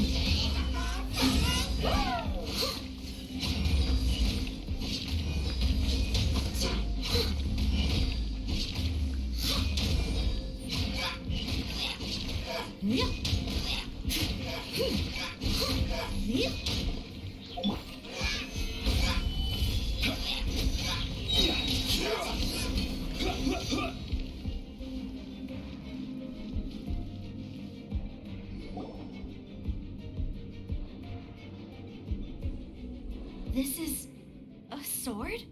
Aha! It's a broken sword! This is proof! This proves that the god of salt had to fight back against the evil Morax. But sadly, she was defeated. The power of this sword surely is much greater than that of the Salt Chalice and Salt Ruler. If we can repair the sword, then we can show the world the mighty power of the god of salt. It does look like something left behind after being defeated in battle. 2 pieces of a broken sword. From an archaeological perspective, these are 2 separate relics. According to the contract, you can only claim one. Why? We were alternating claims to treasure, true, but Clement is no longer here. Yes, but the only one object per claim clause still holds true. You cannot take 2 relics at the same time. This logic! Zhongli, she seems like a good person, and no one is fighting over the treasure. How about you let this one slide, huh? When there's a contract, nothing can be allowed to slide. If the contract is not followed, then it is broken. No! If I only take 1/2, then it can't be repaired, and the power of the god of salt cannot be restored. No matter what, I must be faithful to her. Even if it breaks the contract, I don't care. So you are already decided? Then there is a price to pay for breaking the contract. Zhongli! That is to say, you consign yourself to suffer the wrath of the rock. That's okay. The god of salt gave up her life to protect her people. My sacrifice is nothing compared to that. Punish me however you want. Just let me take this proof of my faith. No, you can't hit her! Perhaps that punishment would be easier for her. But, as punishment, I will tell you the truth. Huh? The truth? You mean the truth is my punishment? Yes. The truth that I am about to tell you shall be your price to pay for breaking the contract. I'm afraid to say that the god of salt, Havria, was not the powerful god you imagine her to be. Rather, she was a small and weak god who yielded to all other gods. When it came to war, she lost, never able to win a seat among the 7. What?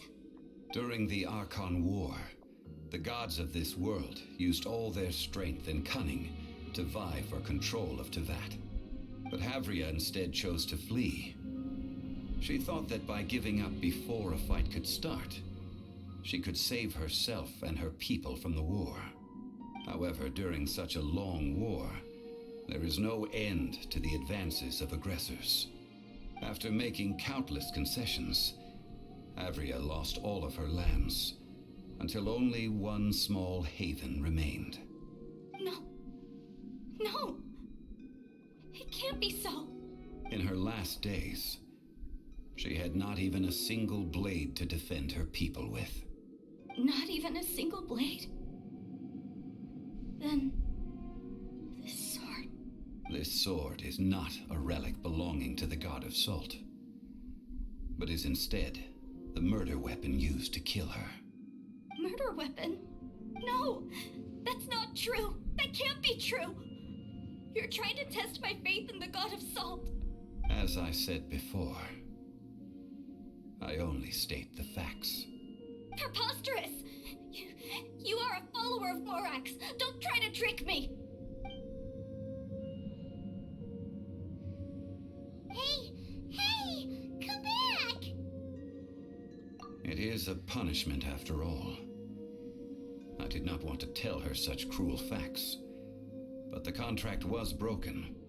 Let's follow her deeper into the ruin. There, I fear, we will find something that will leave her no choice but to face the truth.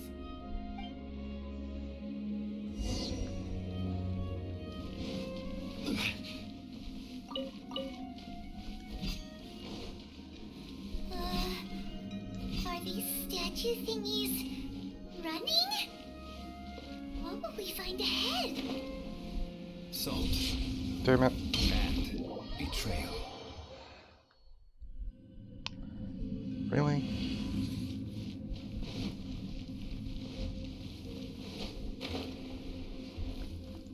Oh, come on, game. I swear.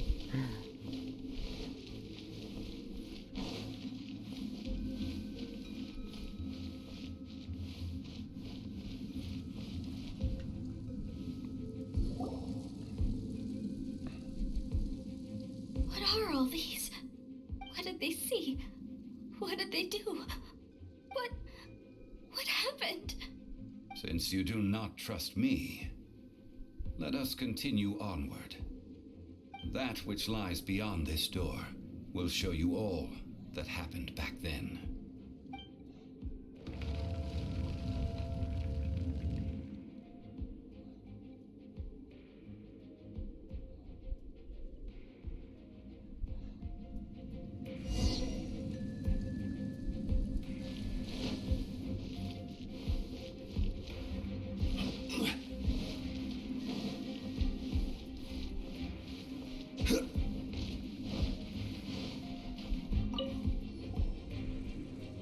This is the scene of the crime. Havria's body dissipated, leaving nothing but these traces of salt. Her dying moments have since been frozen in time to this very day. The story continues that some among her people realized at last that this gentle, kind, but weak god could never protect anyone in wartime. The Archon War was cruel in the extreme. Instead of consigning her to the agony of defeat, they thought perhaps it would be better to give her a quick release. But what about these statue thingies? No matter how weak the god, the power that flows forth when they are slain is beyond the strength of mortal coils to bear. Those who could not flee were thus transformed. Those of her people who were untouched by this disaster left for Liyue, where they sought refuge with Rex Lapis. Their descendants feared Havria's remnants and lived in terror that she had laid upon them an eternal curse. So they risked their lives to come here, to break the sword and offer up obeisances in hopes that her anger might be appeased. But they need not have done so. For how could a god who had never once resisted, even till the end, nurse hatred for her people in her heart. Even if this is so, I can't.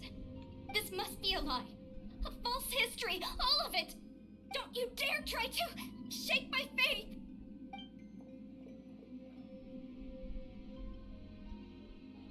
Yikes. Zhongli didn't show any mercy this time either. This is the price she must pay. Yet I would not call it a bad thing. Judging by how she appeared, I fear that she will struggle for a time. But even if she may not escape that struggle immediately, simply recognizing the truth is good enough for now. Indeed, in ages past, Havria's story served as a warning to me as well. Faith in a god who has already passed will do you no good. So it is for Havria. And so it is for Morax also. All right then. Now, would you like to accompany me in taking a trip to Guyanstone Forest? Huh? What do you want to do, Zhongli? Treading old ground, telling old stories. One cannot help but be reminded of old acquaintances.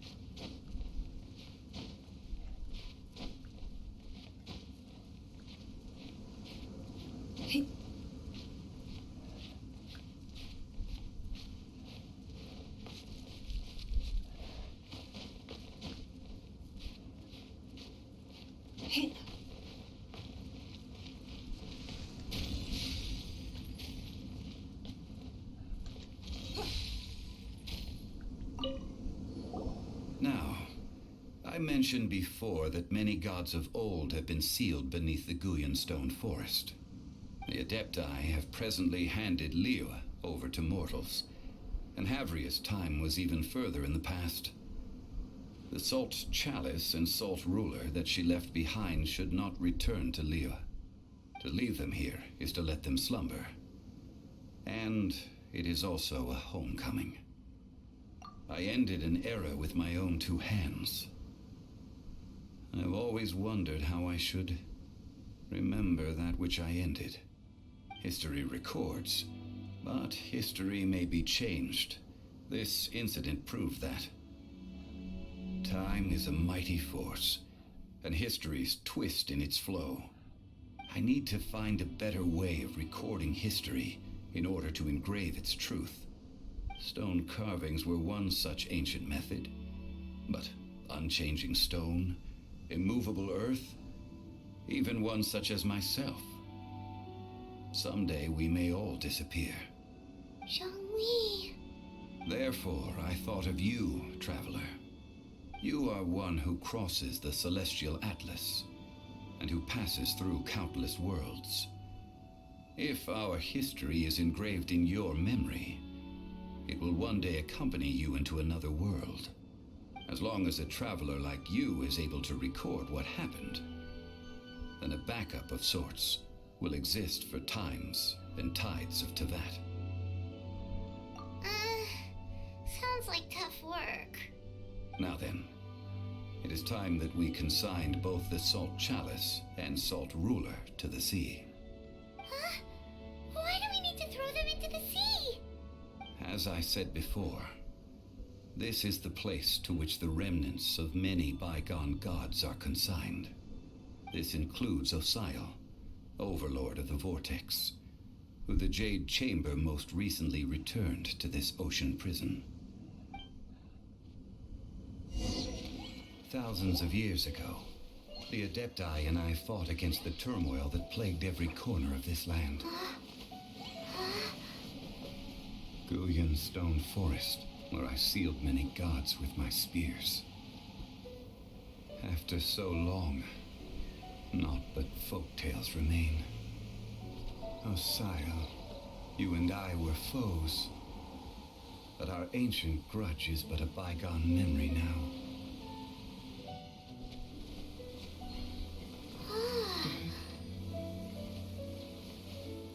May that which Havria has left behind be yours to subsume.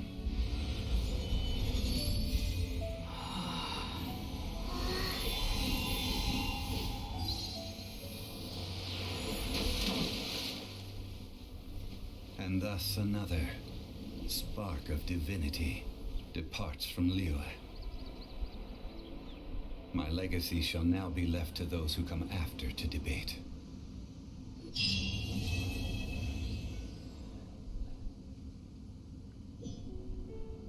I will remain here for a while. I fear that moments of reminiscence like this can only grow fewer. We did not measure right and wrong during the days of the Archon War in the same manner as we do today. Of course, as I am now, I only wish that she could have lived in a gentler time. Of course, as I am now, I only wish that she could have lived in a gentler time. Bit messed up audio. I will remain here for a while. I fear that moments of reminiscence like this can only grow fewer. Though the Salt Chalice and Salt Ruler do have power in their own right, they are nothing before Osial. If a day comes when he should recover his strength and return, I believe that even so, he will be defeated once more.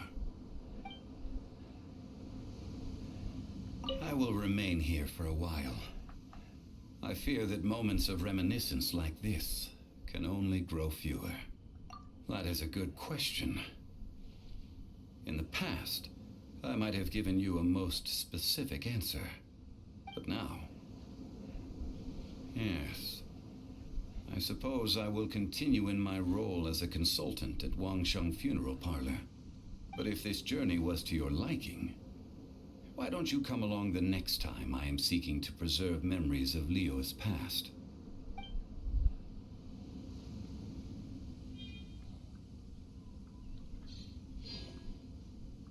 It's good that the stars in the sky would only show here.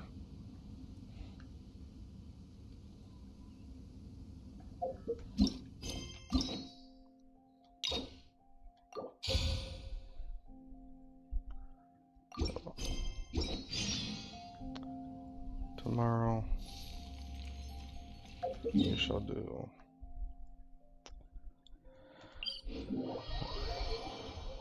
that quest to end off the stream.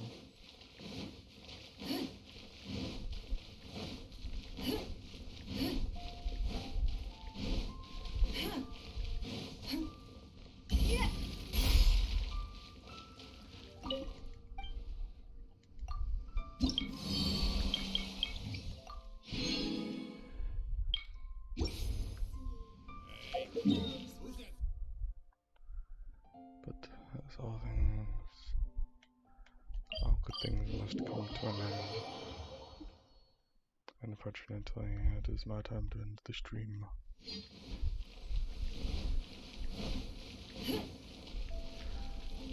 Add Astro. But I will be here tomorrow.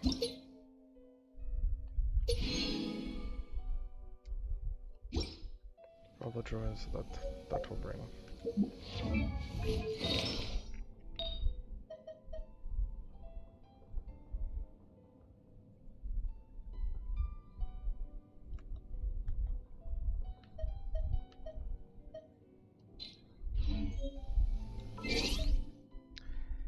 Yeah. Let's find someone to read.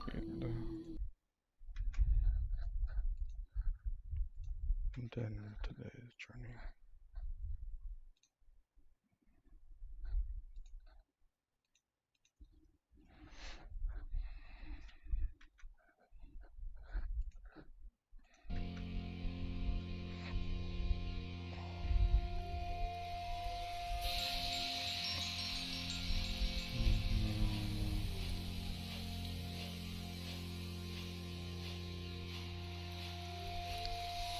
Not many people are going to internet talk, but I think we'll read this person today.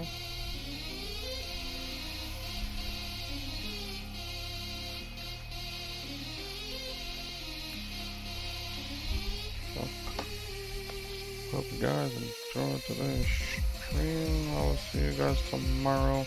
Hope you have a wonderful day, night, morning, evening, afternoon. And hope you join me and follow to know when I'm live. Follow me on Twitter for more specific notifications of when I'm live. When I do stream. I try to start stream around 7 p.m. to 8 p.m. Pacific Standard Time. So, I'll see you next time. And hope you enjoy your time without me. Later.